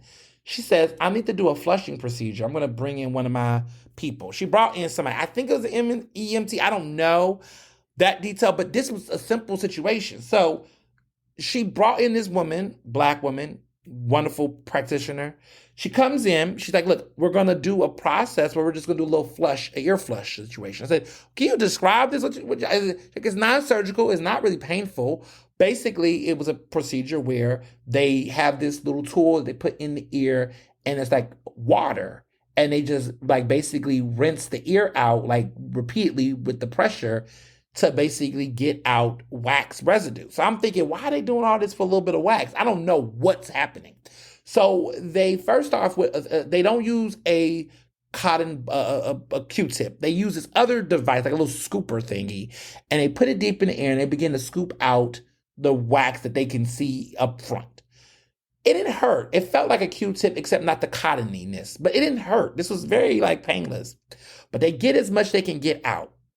And then they put in this device and they put in a little bowl, like this little bowl that connects to the ear. You tilt your head, and I had my head tilted to the eardrum, and they're going in there doing this little rinse thingy, and it feels soothing. It kind of feels very soothing. But I keep leaning my head down. As I'm leaning my head down, the water's coming out. And then something falls out of it, and she's like, oh, it comes out. And I'm like, while it's coming out, I feel like the sensation of a brand new ear. Like, I don't know how to describe it, but like it was like a hole. Like I could hear a gape, like a gaping hole come through my ears. Like it was almost like my hearing returned or something magical happened. Like I felt like, I don't know, what's that girl in The Miracle Worker? Like Helen Keller. I don't know, but it was like almost like all of a sudden the ears just was doing its thing. And as that happens, I look into the bowl, and there was this big fucking ass pebble shaped thing. And I'm like, what the fuck was that? And she's like, oh, that was all the earwax. I think you're kidding me. She says, no, it came out. I said, it was an earwax nugget in my ear. So she does a second ear, and the same thing happens. Yo, my ears have not felt the same since. Y'all, listen, I'm going to tell you how radical this is. And even my friends have noticed this. I'll tell you some things. Even my mom noticed it because my mom went to Rachel's wedding. And let me sidebar this. I buried the lead. My mother was having the time of her goddamn life over there at that damn wedding. A little too much fun. Y'all saw the IG stories. If you didn't see the IG stories, it's okay. My mother was having a good old time, a good old fashioned time. She was the life of the party. But I digress. She's noticed this. But let me start by saying they came out. The picture I showed you all was the picture of the earwax nuggets, both of them. One came out of each earpiece. What I was told was that I've never done this to my ear before, the ear flushing. I never had it in my entire life. What she said to me was that was literally decades of built up wax that wasn't addressed. The last time I got my ears done and checked and cleaned in a way was probably when I was 7. We're looking at about 25 years. That was 25 years of earwax, Philly gossip, political tea, and everything else in between in that wax. 25 years, okay? Built up, came out. Listening to this podcast right now, y'all. How many of y'all have ever got your ears flushed in the way that it should? How many of y'all have been using Q-tips and pushing the shit down and not realize it? How many of y'all have been doing this? Now, I'm not a doctor and I'm not giving you any recommendations or anything. All I'm asking you is to ask yourself those questions. And all I'm telling you is that if you are feeling similar ways that I feel, go to a professional. Go to your primary healthcare doctor. Go to an EMT if that's what works for you. But go get your ears checked out. Don't sleep on it. Don't think the worst. Don't use just run the subtitles, or just don't sleep on it. It could be something deeper. It could be something simple. I thought I was going deaf. No, I just had fucking earwax in my ears for so many goddamn years. So I had to do what I had to do, and it was so inexpensive. It was just regular copay, whatever. It was easy. It was breezy. It was nothing that deep, except I need to do it. So here's what I'm going to tell y'all what happened after that. The ears changed. When I put my earphones back on, I realized the volume was super loud. That's how much it was a difference. I can hear my voice. I can hear the inflection of my voice in a way that I never could before. When I got home and turned the TV on, it was too loud. I said, wow, what a difference. And my friend said to me, this is something my friends also told me, that when I talk, they say they notice that I sound more reserved or quieter, like my voice isn't so loud. I feel like I was talking louder because I wanted to hear myself. And so when you don't hear, you're talking louder. They said I talk much calmer now. And I was like, huh? They just said that I sound very much, my voice, or when I talk, it seems softer. It's not as loud as it used to be. But I think that was because I didn't, but it was a real change. And so maybe people who interact with me in person, because I don't know what the volume is set on the podcast, so you may not notice it here at all. But if you talk to me in person, if you notice I sound quieter, it's probably because I can now hear myself, and now I don't have to sound like Meek Mill. Because Meek Mill will just be yelling. Maybe Meek Mill has like wax in those ears, which is why he's yelling as much as he do. But I say all this to say,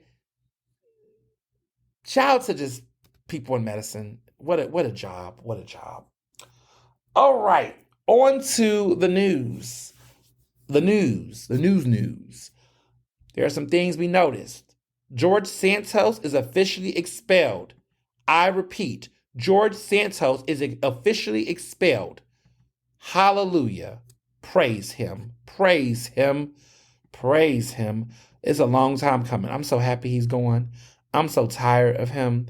George Santos has been an annoyance for a minute, and we've been sleeping on George Santos and not paying him any mind. But George Santos has been a problem, and he's officially expelled. This is a big deal. A lot of people have been talking about this for some time. I, for one, have noticed a lot of interesting things as well. But George Santos is going through it. He is definitely going through it. There's been a lot of tea about his experience and what has happened. So let me explain the nature of this. Lawmakers had overwhelmingly expelled him. It was not unanimous, though, which is very telling. This man lied, said he was a volleyball star. He had degrees from Walsh College and New York University, and he was a Goldman Sachs alum. None of that was true. It was a lot of lies. There was a vote of 311 to 114. 311 said yay, 114 said nay. 206 Democrats and 105 Republicans voted against the expulsion. 2 Democrats and 112 Republicans voted against it. This is the 6th time in U.S. history that the House expelled one of its own, and the first time the House has done so without a criminal conviction. Okay?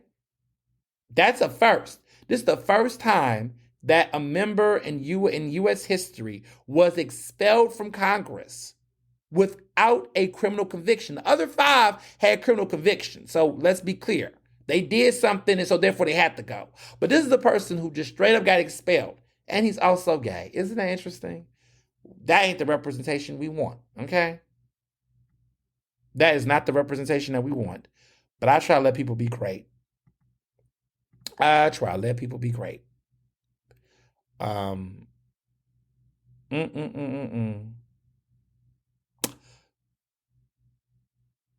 You know, which, yeah.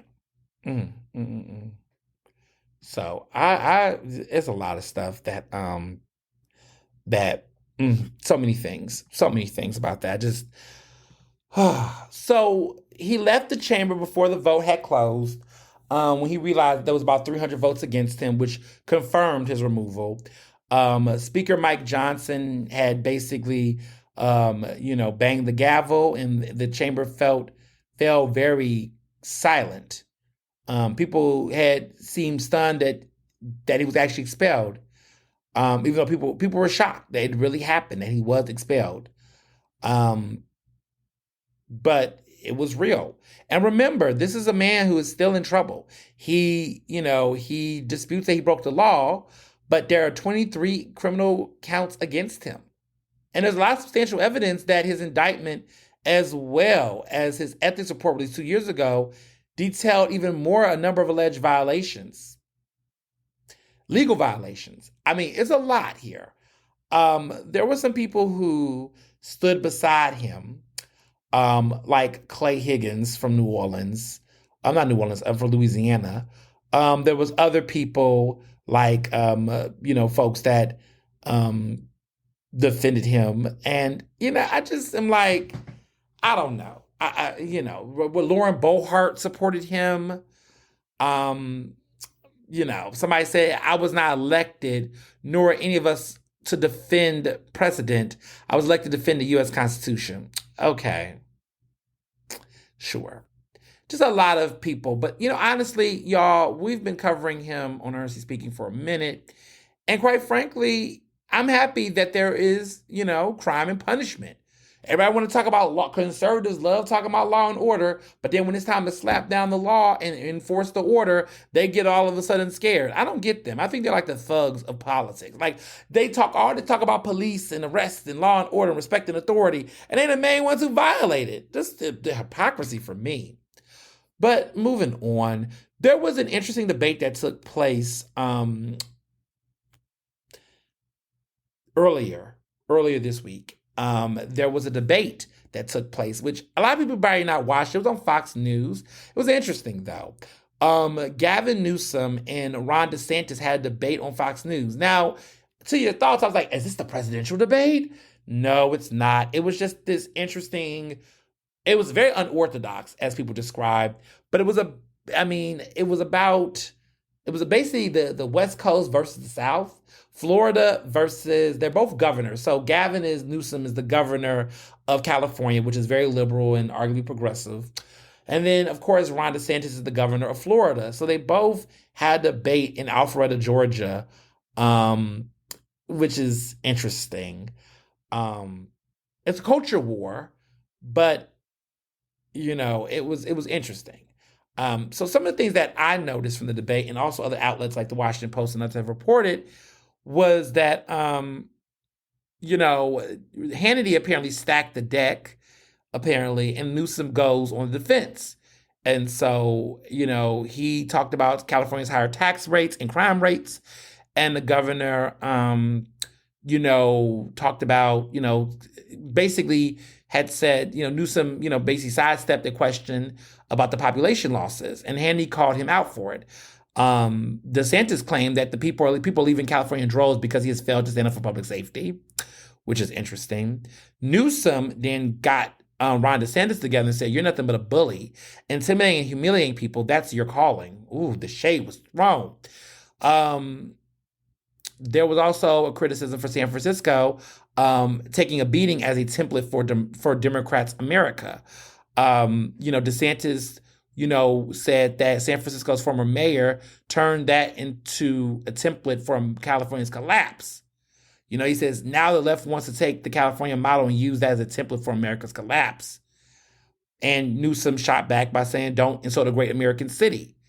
They both took shots at each other. Abortion definitely is a political problem for Ron DeSantis, and that became very clear. It's always been clear. The Republicans are going to struggle over abortion. I feel like if anything is a saving grace, and what we've seen in the midterm election, what we've seen consistently in these races, that abortion is something that both parties, of the members of both parties, want. The white women in the suburbs, they support a woman's right to choose. They might not support a lot of other choices, but for whatever reasons, abortion is not sticking with conservatives. Conservatives should have left that alone. A Pew Research study had said in the spring that they found that 6 in 10 Americans say abortion should be legal in all or more cases, while more than a third said it should be illegal in all or most cases.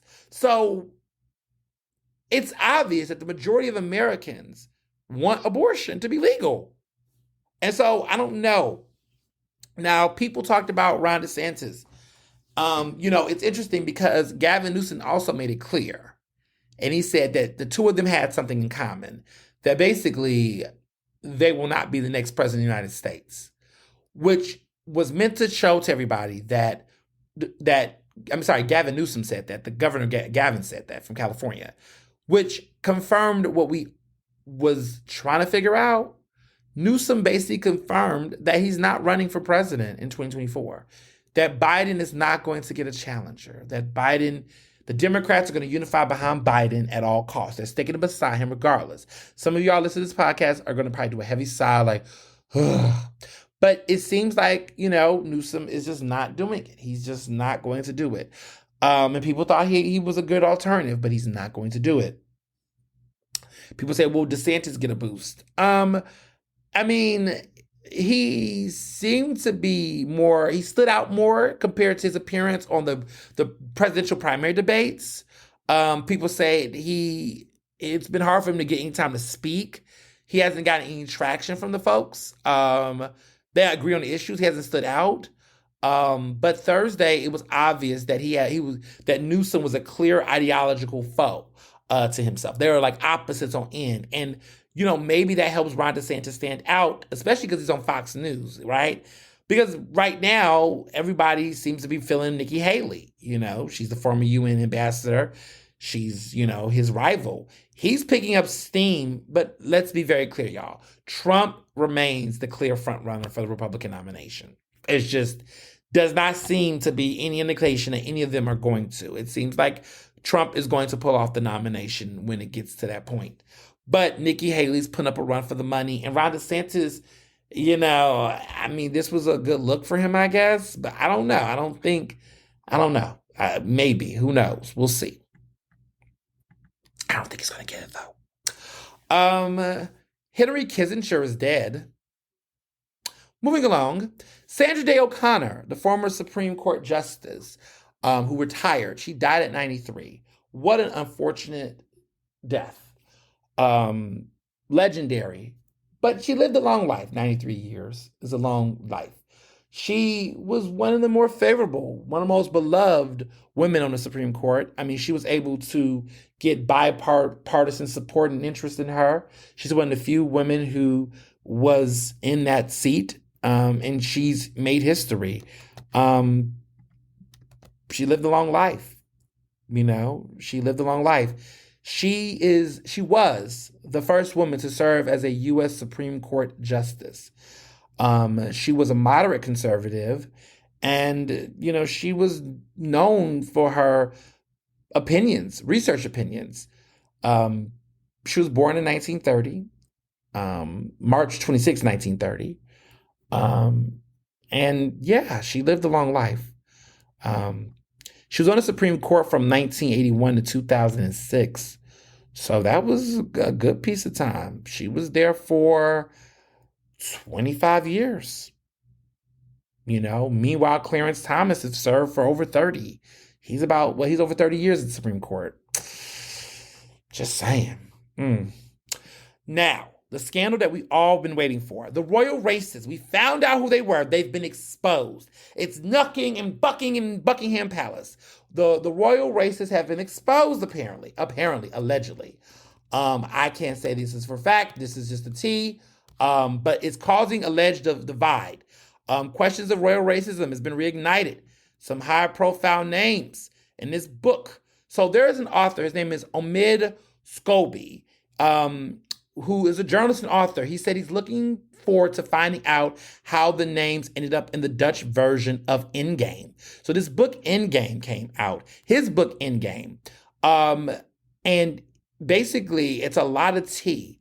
The Dutch version of the book Endgame discussed Prince Archie's skin color. Now, the book claims that the alleged allegation, this was in reference to the claims that was made by Prince Harry and Meghan Markle during their interview with Oprah in 2021, right? Now, at the time, Charles held the title of Prince of Wales, and Catherine, formerly Kate Middleton, was the Duchess of Cambridge. Now, Meghan told Oprah, as y'all know, that leading up to Archie's birth, members of the royal family had expressed, quote, concerns and conversations about how dark his skin might be when he is born. Now, she never told the name, but people always called them the royal racists. Now, in this new book, Endgame, okay, there were people who finally exposed who those people are. There's been a lot of drama around this book, the translation, there was a lot. Now, following over the book, the Dutch version, which is titled, I'm not even going to try to pronounce the Dutch version, it was temporarily recalled for what publisher Xander said was an error in the translation. A rectified edition will be back in bookstores on December 8th. That's what's being claimed, okay? But it's caused problems because now the speculation is that the King and Princess of Wales as royal figures at center of royal racism. The Radio 4 Today program announced the names just an hour after saying the corporation would not be disclosing them, but they did. So now they're saying the current King of England, okay, which is King Charles III, that's the one that, cheated on Princess Diana, Princess Diana's ex-husband, and the Princess of Wales, which is Kate Middleton. That's the one who's married to um, not Prince Harry, Prince William, Prince William's wife, Kate Middleton, who had the royal wedding. They're saying that it's a book, everybody's saying it's a book publishing mistake, but apparently sources say that a lot of people are over them. Now, my good friend, and I put friend in parentheses, Piers Morgan identified 2 royals linked to Meghan Markle's accusation. Now, Piers, if you want to bring me on the show to talk the tea, I will. But the headlines are saying that Piers Morgan is risking a lawsuit by naming royal racists. He went on air, he identified them, and that he said basically these are 2 scenes, and he said after it was included in that book. Now the move is risked sparking a potential privacy lawsuit from either Buckingham Palace or Meghan's legal team, as she also has the right to privacy attached to a letter she sent to King Charles III that may have contained one or both names. There is a lawyer who said privacy doesn't just belong to the palace, it belongs separately and severely to Meghan and Harry. This book has caused a lot of controversy. We'll see. Piers Morgan decided to take what he characterized as a stand for free speech by naming them. He told the viewers, I'm going to cut through all this crap. I'm going to tell you the names of the 2 senior royals who are named in the Dutch version of that book, because frankly, if Dutch people wandering into a bookshop can pick it up and see these names, then you British people here who actually pay for the British royal family, you're entitled to know too, and then we can have a more open debate about this whole Fargo. Because I don't believe any racist comments were ever made by any of the royal family, and until there is actual evidence of those comments being made, I will never believe it, but now we can start the process of finding out if they ever got uttered, what the context was, and whether there was any racial intent at all. Like I say, I don't believe there was. The royals who were named in the book are. He then named 2 royal family members who have been included in the Dutch version, which has been pulled from sale. It is not clear whether the names in that translation are accurate or not. It's interesting because a lot of people are speculating this. And honestly, apparently people don't want to name them, but it's being alleged. They're being alleged. No one's saying they are, but it's starting to look a little interesting. You know, who the people are, what it is. People are like not saying it, whatever, but this is what's happening. And a lot of people are not, I guess, naming who the people are alleged, but he named them. It's out there. It's alleged. And apparently, Buckingham Palace has declined to comment, according to New York Times. But there's been a lot of speculation out there. I'm just going to say allegedly. Now to Philly. Philly's mask ban is officially happening. This mask ban that's been in conversation for a while, it is happening, people. It's happening. So council member Anthony Phillips, who I know personally and, politically, he has enforced this ski mask ban, which I've talked about ad nauseum a couple of months ago when it was first being introduced. It's been interesting to see all of this go down, but here we are. So this ski mask ban is basically an attempt to ban the shiesty poo masks. This has been a trend by a rapper, who's now incarcerated, actually. That facial mask, those ski masks that look like people are robbing. Some of the masks look like masks like a robber would wear. Some of them are just ski masks that just cover the face and the head and everything else. A lot of controversy has been about these masks because people think that it's connected to high crime, quality of life concerns, and issues.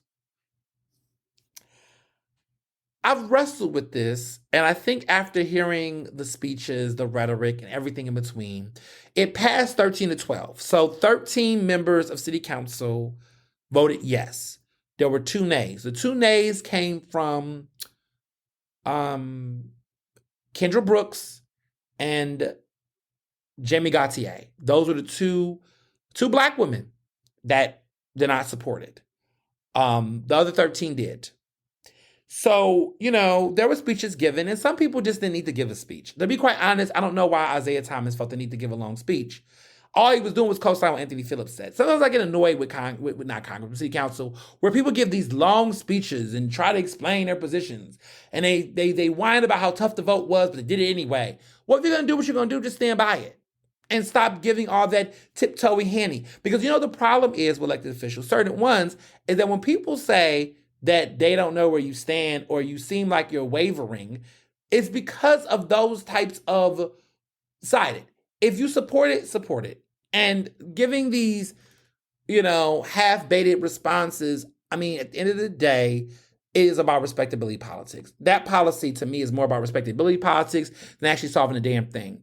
What I don't like about this policy is that for all the hypothetical, like even Kenyatta Johnson, with his, they was telling me, my boys in the block, they tell me it's the mask. He always does this, his South Philly grunted accent, my whole thing with all of it, even Anthony Phillips, who gave like this, I want to say 10-minute, I have a dream of no ski mask speech, which was just hilarious. And what was sad is that he gives this long, passionate speech, but he only gets a couple of claps. And I felt bad because I know long speeches at City Council. I remember when Councilwoman at Large, Catherine Moore Richardson, gave a speech about the leveling of the public school district. What a passionate speech that then led to many people standing up and clapping and feeling her. But Anthony Phillips gave this speech, and it was long as hell, and he was full of all of his passion, and only got a couple of claps. Which goes to show you that what annoys me the most at City Council, this reminds me of the Hamas legislation that was proposed by Kenyatta Johnson. And even this one with the ski masks, is that they get all these people riled up to come to City Council, all this fury, this debate over shit that's not going to make a material difference. I think the bill is stupid. I was struggling at first about it, but I'm convinced that it's stupid. And I'm going to tell you why I think it's a stupid bill and why I think it was just no point of having it. I'm going to tell you why. First of all, there was no empirical data that supported any of this. This is a bunch of fucking people that are fear-mongering off of it. Policy must be backed with data, and Isaiah Thomas should know better. A lot of them should know better, right? That when he did driving equality, he had research to back up his shit. There's no research. And let me tell you what I mean by research. Research in the fact that, okay, for starters, right? Can you tell me the number of crimes that were committed where ski masks were involved? Can you tell me the correlation between the ski mask wearing and the propensity of crime? Are you noticing that the majority of criminals that are doing what they're doing are wearing ski masks? There have been incidents where people have worn a ski mask, but there's also been incidents where people have worn a hoodie. There's also been incidents that people wore J's on their feet when they did a shooting. I just need for us to be clear about the causation and correlation. The second thing is that there has been no research that have shown that the ski mask situation has been a propensity for crime. There's just no data. There's no research. They have not done the research. We don't have any. There's just this common sense mindset of well, if you do this, you do this. So that's the one thing that don't sit well with me. Second of all, the ACLU is going to slap a fat ass lawsuit and sue them. And I will love for them to. I can't wait for the ACLU to sue the city for this, because this is a violation of civil liberties at a certain extent. And there's no justification for the nature of it. I think it's a stupid bill because it does violate levels of expression. Just because you don't like it don't mean that it should be permitted, because you're opening up a floodgate to justify any way of discriminating. We know that based on the rhetoric of the police, right? A deputy police commissioner, I believe, said that, quote, they're not going after everyone who wears ski masks, only those who they believe to be criminal. What the fuck does that mean? You know what that means. That means they're going to target and profile people. So they fucked up with the rhetoric. You should actually, if you're going to enforce a rule like this, it should be a rule that everybody must have to be subjected to. Not selecting, because that basically feeds into stop and frisk. So I think that Isaiah Thomas basically contradicted his entire philosophy on criminal justice, because At the end of the fucking day, sir, and to a lot of these elected officials that talk about criminal justice reform, I listened to what Kendra Brooks was saying. Strong point. Even Gautier, right? Strong points. Who are going to be targeted? You know who's going to be targeted. And saying things like, take them Jones off, young men, that's not the way. You sound like a fucking proponent of cops. And I'm not saying, look, fuck it. It's bullshit. This is about respectability politics. This is about assuming that, one, police are not going to run rampant with this. And what are the liabilities? What are the liabilities? What are the liabilities? What are the lawsuits that y'all are going to be responsible for when the police disrespect and violate people? Are they going to really enforce it? Are police really going to enforce this policy? Are there really going to be massive fines? And who's going to pay those fines? You're fining kids. I'm curious to see if the enforcement's going to really happen. This shit was performative. This shit was for headlines. We got national news. It's getting embarrassing in Philadelphia. From the remarks about damn National Guard to this mass ban, Philadelphia is looking real wild out here. And I get that there's crime and all this, but none of this is going to address it. I have yet to hear anybody make the correlation on how this is going to prevent crime. So they all acknowledge it's not going to prevent crime. So then why the fuck are we doing it? You're doing it because there's respectability politics. You're literally doing it to enforce respectability politics. Black men's lives, okay, because these are the ones who are going to be targeted the most behind this, are not going to improve based on whether or not they wear a shiesty or not. It's not. You all keep moving the goalposts. It was sagging, which they didn't even make a ban on sagging. They couldn't. Okay, they could not make a ban. I remember there was a whole hate of sagging, and then sagging went away, right? This is a trend. It will go away. To make a law based on a fashion trend is fucking stupid. And this whole notion of, people wearing it, there is a real psychological reason why young Black men do not want to wear these masks. That do wear the masks. A lot of it has nothing to do actually with wanting to commit a crime. I feel like with Gen Z, if people actually listen to kids and study them, rather, it's a lot of people that talk about youth and don't really engage the youth in ways that, there is a culture right now where young Black youth, I feel like it's an antisocial wave that a lot of them, I think a lot of it has to do with the pandemic, but they're socially displaced in the larger strata of this city. And policies like this continue to just diminish and disregard any of the expression and mindsets of young people. And what I feel like I'm seeing from a lot of them is that there's a sense of feeling anonymous. Like they don't want to be, they just are so antisocial. They don't want the engagement. And I think there's about the way that they feel unseen, that it's almost this subversive way of being persona non grata in this society that don't see them anyway, or already make judgments about them anyway. And it's almost a subversive way of responding to that. It's an interesting thing. And the more I talk to youth and the more I engage with and understand it, I get it. It's like even when I wear shades, like I love wearing black shades because sometimes I don't want people to see me, or I don't want people to see my facial expressions or my eyes. My eyes be telling the story. It's always in my eyes. But there's a sense of like wanting to not be identified. Like I just want to just navigate sometimes without being stopped, without being bothered. And in some extent for them, it's a way of people kind of like backing the fuck up. But there's a psychological thing there. And I think it's worth exploring and talking to. It's just not all crime. I just think that we're also stereotyping. We're acting like everybody who wear that damn mask is a criminal. I'm sorry the police don't know how to fucking solve crimes without discriminating people. Just gonna say that.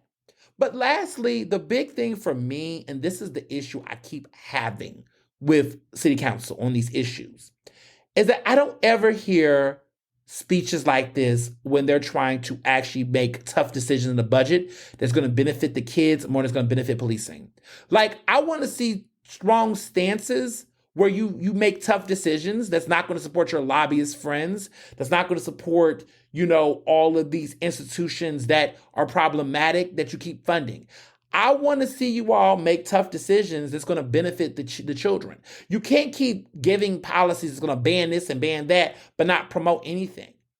For all the banning of mask and recreation centers, what have y'all done to actually improve them collectively? What are y'all doing to really amplify and promote that? Where are the fucking passionate speeches where y'all gonna make it rain and cut some checks for these nonprofits that are trying to serve youth? Because that's really what this is about for me. It's just like, if you're gonna put a negative out, amplify. So where do the kids go? What are you doing for the kids? What are you doing to increase capacity and the quality of life for the young people? Because you're worried about the elders. Let's be clear. This bill is for a lot of these elders that people vote for. Anthony Phillips lives in Northwest, and all those old church school goers that love him and gonna vote for him, he's brown-nosing. This is a brown-nosing ass bill. And the rest of the people on council voting in favor, a lot of them are brown-nosing and cow-toeing to that older voter population because the numbers show that they do vote overwhelmingly. Now, millennials are coming up too, but they, in their age bracket, they vote high. So they're creating policies to impress the grannies and the grandpapas. That's fine, but you also have to create a counter. Where is the passion? The same energy y'all put in these frivolous ass performative bills, you don't put in actual hardcore legislation that's gonna make a fucking difference. Like, this mask bill is getting all this national attention, and it's not gonna prevent crime. It's gonna fuck up the fucking policing in this city. It's gonna make it worse. And you got all these elected officials that wanna give anecdotal stories and experiences. Listen, if crime is gonna happen, crime is gonna happen. Okay? Fix the fucking poverty. Masks are not gonna improve crime. Give people jobs. Focus on fucking jobs. Focus on fucking improving this goddamn school district. Do that shit and crime will drop. Okay? A mask ban ain't the answer. It's not. Leave people the fuck alone. Leave kids the fuck alone. Like, seriously. And it's interesting, and I'm gonna go here too. Anthony Phillips don't have any kids. And sometimes people make policies wagging their fingers at kids and don't have any. And I think that might shape how they think about this stuff. Everybody wants to be parental. Everybody wants to be paternalistic. Everybody wants to talk about, projecting their kids. Well, my kid, this, my kid. Listen, everybody raises their kids in a different fashion, different way. And we spend so much time, I feel like that mask ban perpetuates so much of what's wrong with our community when it comes to trying to break systems of oppression. Because what this mask ban do, it reinforces and justifies the disrespect of our people for various reasons. We just keep moving the goalpost. What's next? What, snapbacks? You're gonna ban that? If there's a rise in kids wearing snapback baseball caps, y'all gonna ban those too? Like, the ball never ends and stops. So, yeah, I'm not really feeling that. Not at all. So, this mayoral transition team is out here. There's been a lot of talk about it. I feel like everybody I know and their mother is a part of the transition team. Even some of my friends. I see Chris Bartlett. So this Philadelphia mayoral transition team,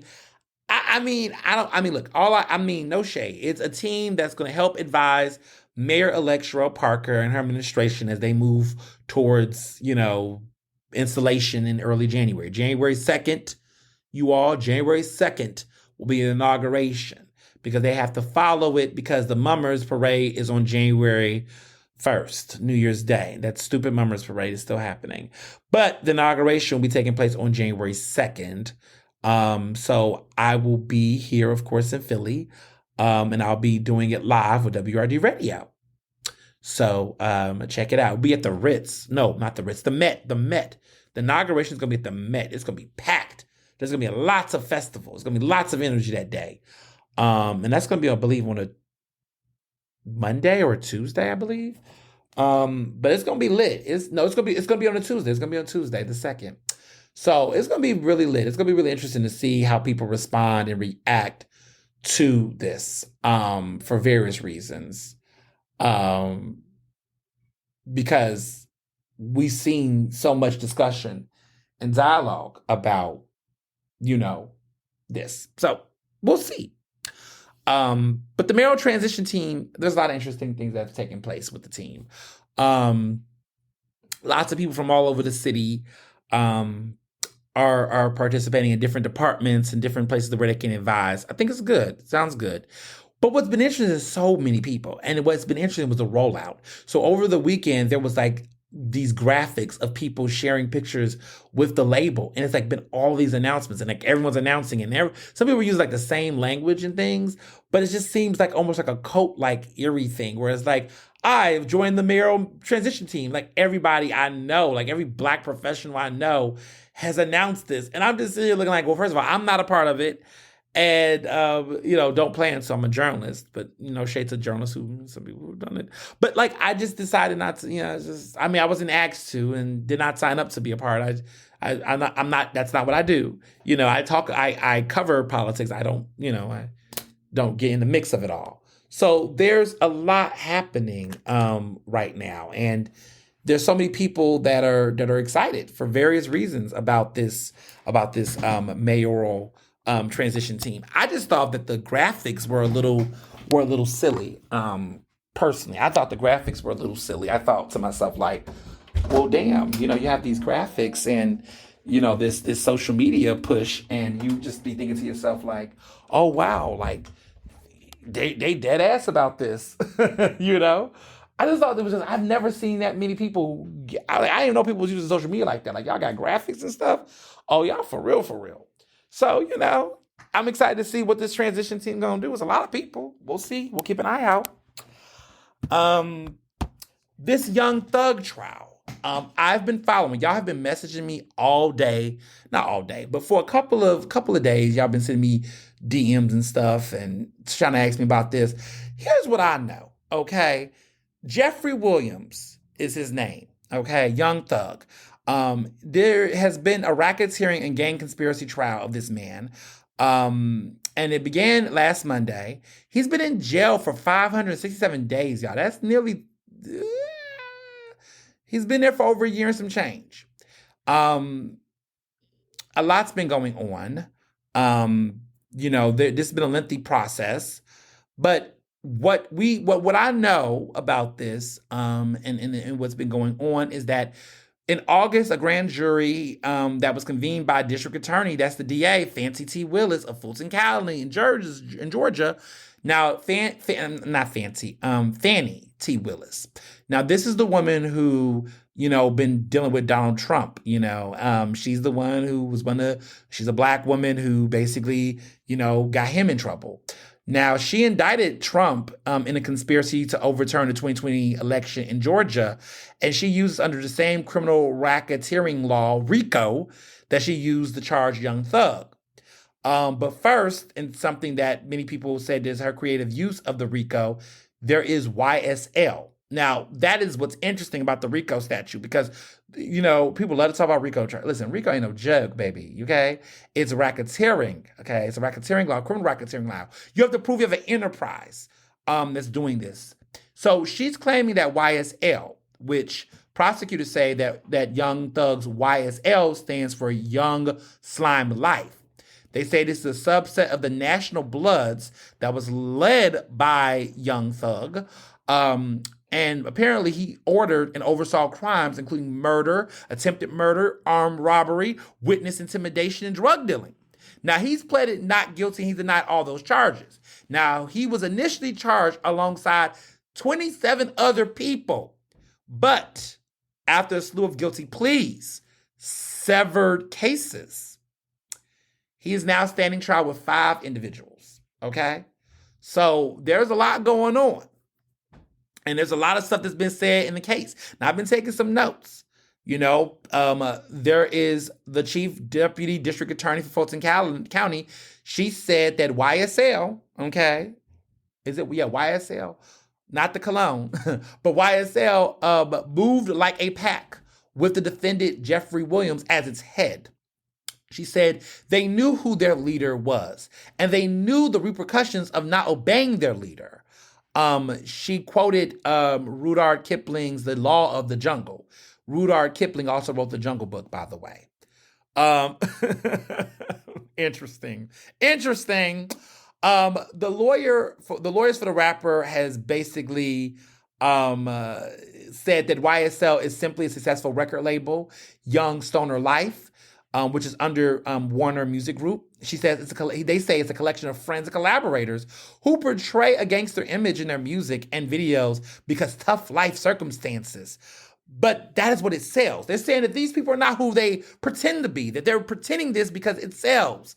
Basically, they're calling cap. They say this is all cap. They're not really those people, you know. The lawyer, Young Thug's lawyer, who was Brian Steele, who apparently represented, I believe, R. Kelly, which shocked me. They said he is not running this criminal street gang. They said that it's a rags to riches story from depression, despair, hopelessness, and helplessness to an international renown. He said, quote, the lawyer said during the trial, he is not sitting there. So Diddy continues to just fall, like massive fall. Like when it rains, it pours. And I just don't know. It's just when it rains, it pours. It just continues to rain for Diddy. And for various reasons, like warranted. He is no longer involved with Revolt. He has stepped down as chairman. Now, even though he had no major creative liberties or anything to do with Revolt to a certain extent, he was a chairman. He had to let go of that. He also had to step down from a school that he was involved in, Capital Prep Charter School. He had to step down from Revolt and Capital Prep Charter School. It's a lot. He had to step away from his media company and the charter school that he founded, which was Capital Prep Harlem. And he had to step down as chairman of Revolt. Both of these following the controversies, which goes to tell you that, look, even though there will be no criminal charges given to him for these ongoing allegations. I mean, Cassie was one, but there's several that's come since. There will be probably financial settlements that will have to be agreed upon. The consequences are still there. And so we're at a place where we have to consider, like, what does that look like? You know, I mean, I wrote the book, The Case for Council Culture, so we know exactly what's happening right here. The Diageo situation with the liquor brands he was repping, they already had issues with him before all these allegations that came out. But now it just seems like the brand of Diddy is not strong. I don't know if people are going to ever look at him the same because, like I said, a lot of times with allegations, it's all about who is saying it and what's being said. And these are Black women, and these are people that people are familiar with. These are not random folks. It's just with a bone to fetch, or catch or whatever. These are people who have been very specific and detailed in ways that people have known for a while and just kept to themselves. But this is a big damn deal, and it's a shame to see. Now, this is an Ask Ernest question. And I'm going to read this. It's from the Straits, the Straits. But it's from a guy who's been with this girl for a long time. So I'm going to read this. It's an Ask Ernest from the Straits. Hey, Ernest. Hope all is well. See you doing your thing. Keep going. I want to ask a question, and hopefully you won't name me. I am not going to name him or you, the person. But I've been with my lady for a couple of years. We've been pretty much together. There's been some hiccups and on and off from every now and then. However, as we approach what will be our 5th year as a couple, I'm feeling the pressure to propose to her. I kind of don't want to because I feel like there's a lot wrong with her.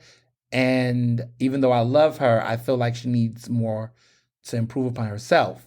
However, I feel like if I don't do it this year, she's going to leave me, and I don't know who else I will be with that isn't as lovely as she is. I know this sounds complicated as fuck, but I would like to know your thoughts. Ooh, this is a really good question. A really good question. Here's what I'll say. I feel like if you're just being with somebody based on the fact that you're scared that you're not going to be with anybody else, that's a red flag already. Look, seniority in a relationship is important. Being with somebody for a long time is is an important thing. Having what they call chemistry or history and all that, right? But you didn't disclose the personal issues per se. But if there's some reservations there, you need to actually take those reservations seriously. This is your life. Marriage is not something that you can just jump into and not have no real clear considerations or trust or things there. There's a lot of people I know in my circle that are in situations where they may or may not get married or whatever. But I think it's important that if you're in a situation with somebody that is trying to work out certain aspects, I'm not saying people got to be perfect, but if you're with somebody where they are starting to learn themselves and they're going to therapy and there's some uncertainties with certain aspects of them, you don't want to propose or get with somebody that isn't in a place of being able to be present for you and themselves at the same time.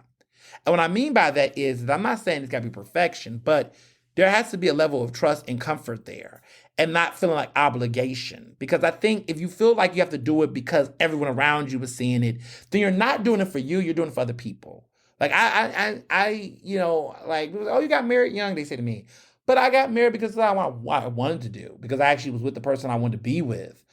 And I didn't feel like I was missing out on anything or having FOMO. There's people I know who get engaged or get in situations where they're like having that question in the back of their mind of, is this the one for me? Could there be someone else? If you got that consistent mindset consistently, and you're not comfortable and happy with who you're with in the moment you're with, then you shouldn't be married. Marriage is a serious thing. You just can't be out here just getting proposed to and getting married to people just because. Like, oh yeah, I'm going to marry them. And it's just like, whatever, because you're just comfortable. Or you with them for reasons that's not about love. It's like, oh, they keep the lights on. They pay the bills. Oh, if I don't marry them, I don't know how I'm going to be able to live the lifestyle I have by myself. Like, you shouldn't be with nobody for those reasons. And there's a lot of people that do that. And then they get unhappy because you're walking into shit. You should not. Okay, you should not. I'm happy that I'm with somebody that I was with when I was broke and when I was thriving. Like, I know that they like me for me versus someone popping up when you're on your come up, or people that's just around, like, because you're scared of rejection, because you're scared that, oh, if this person is not with you, then are you ready to go back out in the dating scene? Listen, all of that is true and real and raw, but at the end of the day, if you got some reservations and some hangups about a relationship, you should not be answering that. That's just my opinion. I would not be answering that situation if I were you. That's just my opinion. I mean, you can take it. Listen, what do I know? But I see a lot of the straights doing that nowadays. The straights just be out here, oh, I'm going to get in this because this is comfortable. Okay, comfortable all day. But listen, if it ain't serving what it's serving, it's going to be a problem. Just saying. So movies. Obviously, there's only one movie I care to talk about. I mean, there's other films that's coming out, and I'll be following them. Oscar films are coming out heavy. Award season is upon us. We're already seeing some precursors and things. But I am here to talk about one film that came out this weekend that is definitely killing it, and that's Beyonce. She tops the box office. She's number one at the box office with a $21 million debut, which is ridiculously well for a film that came out right after the Thanksgiving Day hump. So she has the number one movie in America now, $21 million debut. And I mean, what a time. I mean, I was there. I went. Renaissance Film was incredible. It was great. And here's the thing I think about it. I went to see the AMC. I went to the prime seating with the ridiculous sound, surround sound. Look, now that I got these new pair of ears, I am literally like blasting them to the max to hear the greatest things. I mean, it's just been great. The film is so good. It's documentary / concert. Every song, if you went to the Renaissance tour, every song from the Renaissance tour she performs for this film. So it is a long film. It's about 2 hours and 30 minutes. It's long, but it's fun. And it feels like it goes at a good pace because the energy and excitement never ends. Like, you know how you watch certain movies or it gets a little dull and you're like, okay, this is boring. I'm dozing. She just knows how to pick up. So throughout the way the flow is, without telling details, she does, opening part. She opens up, she does like the concert, but then she takes it back to, the making of it. So she talks about the making of the show. She talks about her personal life and her personal experiences, her children's experiences, talking about the decision she made for the show. She talks about Uncle Johnny, but she does this through different breaks throughout the show to highlight the changes and the differences. It's very, very good. I think Beyonce, the reason why I like this the most is because I feel like she's at her, like Beyonce's comfortable and she's cursing and she's just doing her. And like I said to people for a long time that I always felt like Beyonce always was holding back over the years. And oh my goodness, the arguments I used to get into with certain people that just did not expect greatness from their great artists. But I always knew, I was like, she's not giving it. She's not giving us her all. And I'm not talking about performance wise, just who she is and how she feels. Like I remember that documentary she did for HBO like about 10 years ago called Life Was But a Dream or something. And it was like a documentary of her in a concert or something. I hated it. It was so corny. It was so scripted. It just was not good. And a lot of it was because she was trying to, again, she was trying to overthink. I feel like with this documentary, this film, she's not overthinking it. She's like really lax. She's embracing imperfection, which is kind of funny because her version of imperfection is like a lot of people's 5-star top of the top. So it's like, I can't even say she's embracing imperfection, but she's comfortable. She's very cozy in her skin, as she would describe. She's very comfortable with who she is, and she's very cozy. The standout for me outside of her and her story is Blue Ivy. I just think Blue Ivy is just a star. I mean, she just takes it.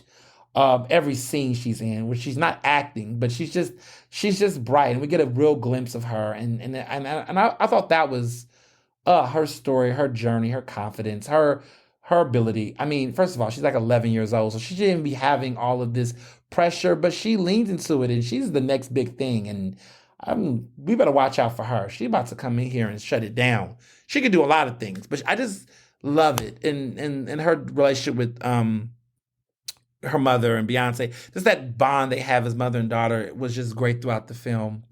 There is new music at the end of the film. There is a new song. And so if you haven't seen it yet, stay after for the credits to hear the new song, which you can also hear now. It's called My House. But for us, the people, I went the advanced screen before the debut, like that Thursday night before it came out. The Lit Brothers and I all went. We got our Renaissance mugs and popcorn buckets and our posters. We got all of our things because I think they're only putting out the posters, I believe, only for the first weekend. I'm not sure.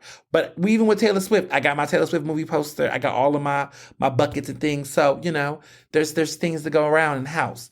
What I will say, though, about the Renaissance bucket was that it's a nice tin bucket. The Taylor Swift was a hard plaster, which was still cute, but I personally like the Beyonce bucket more. I felt like the popcorn bucket was it lasts long. I just thought it was just a better quality. And the cup too was cute. But yeah, I thought the film was phenomenal. I thought it was great. I thought it was very memorable. It was very fun, upbeat, inspirational, just really great. 2 thumbs up for me. Other things, in music. So last episode, I talked about how there was a missing J-Lo album that we all heard about and it disappeared. Well, J-Lo's team has responded back to the inquiry and the album is coming out next year. Ooh, waste for bated breath. All I've waited for was a new J-Lo album. Well, it's coming. It's coming, y'all. The J-Lo album is not missing. It's coming next year. She hasn't released a new original album, they said, in 10 years. This will be the first J-Lo album in like 10 years, apparently. Like, she has not done an original music album in like 10 years. So, new J-Lo music, y'all. Get ready. Get ready for the new J-Lo music. So, other things. I am doing the most. But I really do love, I want to know what J-Lo knows about Diddy. She didn't tell us some things about Diddy because they dated, okay? She was with him when he was Puff Daddy. Don't forget it. But there are a lot of year-end lists in music and more to come. But I wanted to talk a little bit about what one of the big end-year lists that happened. There was two. Rolling Stones did a best 100 songs of 2023. I'm going to tell you their songs, their best songs, which were interesting to me. But I'm going to go to the top 10. I feel like that's where I'll start. I don't want to go through like all 100. Rolling Stones have an extensive list, but I'm going to go with their top 10 that I want to talk about. So coming in at number 10 was Victoria Monet, On My Mama. Number 9 is Billie Eilish, What Was I Made For? Number 8 is Lil Yachty, Strike, Holster. Number 7, Olivia Rodrigo, Get Him Back. 6, New Jeans, Super Shy. 5, Shakira and Bizarre, Music Sessions Volume 53. Number 4 is Zach Bryan featuring Casey Musgraves, I Remember Everything.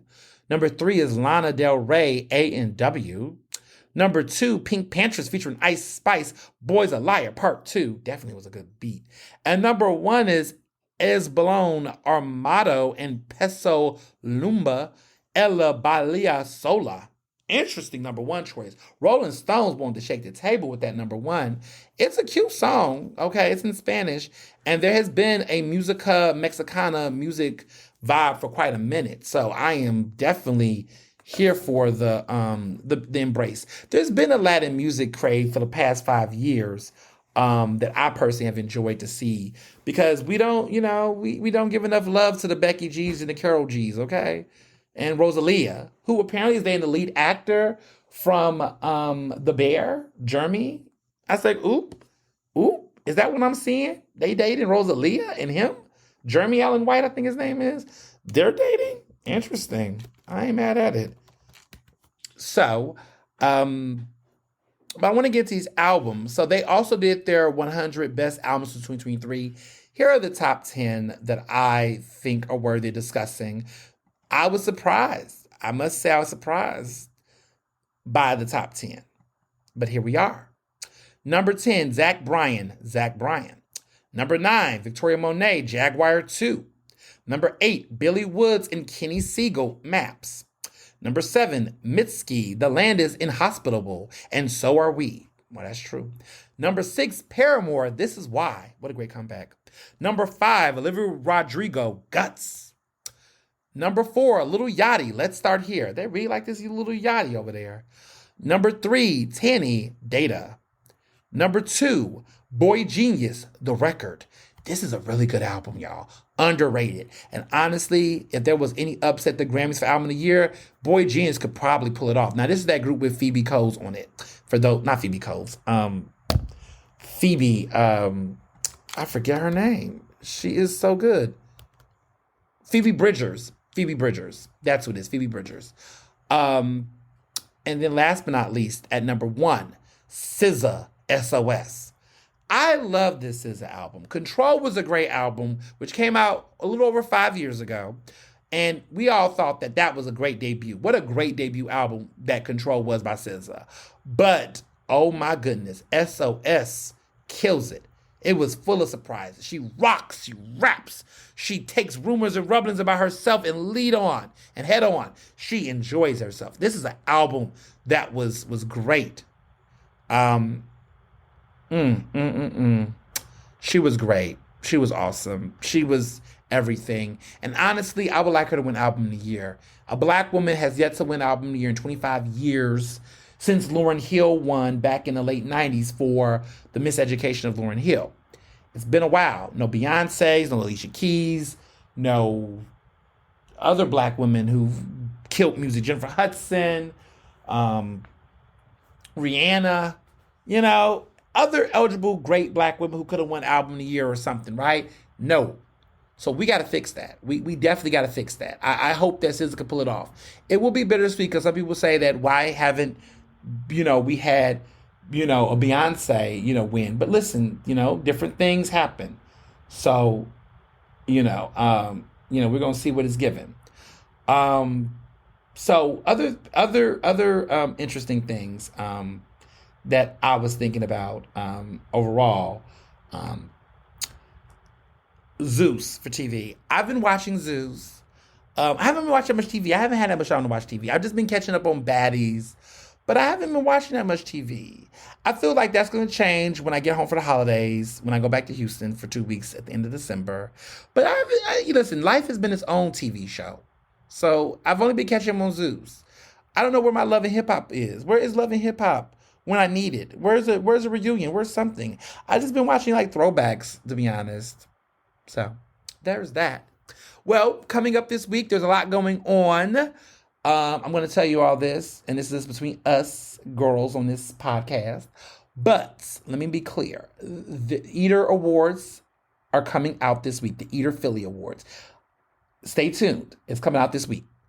Also, I'm going to Virginia. Dr. Parks will officially be Dr. Parks. She'll be graduating in Virginia. We're going to Richmond to celebrate her. There's a lot of birthdays. All of the Sagittarius in my life are having birthdays coming up in these next couple of days. My good girl, Jessica Anderson and Nina Blaylock, who I love to death. Lauren Footman. All of my girls are all having birthdays. All of my Sagittarius. Cindy Wynn, who lives in Houston. She's also around that same time. All of these Sagittarius are having birthdays coming up in the next couple of days. So shout out to y'all all advance. Happy birthday to all of y'all advance. And I look forward to celebrating y'all in my own special way. And there's also a special event that's happening this upcoming week. You all will know I'm going to be meeting someone that I've always wanted to meet. I hope I can get a picture with them. If I don't, I'll tell you all the story anyway, but I'm hoping I can get a picture. I'm not going to tell you who it is. Fingers crossed. But when you find out, you're going to be like, oh, shit. And I hope I can. But it's going to be really, really cool. And it's happening in Philly. And I was able to make it happen. I was able to get into this. I'm going to tell you, I have a whole story about this, but I have to let it play out. That's the theme. Let it play out. Because I'm standing on business. And I'm watching the chips fold as they fold. But it's going to be exciting, big, huge week into December. Keep your ears clean. Keep the earwax out. And as always, be well and be best. Ernestly Speaking is recorded in Philadelphia, Pennsylvania, and can be found on Apple Podcasts, Google Podcasts. To stay up to date with the latest on the show, follow me on Facebook, Twitter, and Instagram at Mr. Ernest Owens. Use the hashtag Ernestly Speaking to tell me what you thought about this episode, and check out my website at ernestowens.com.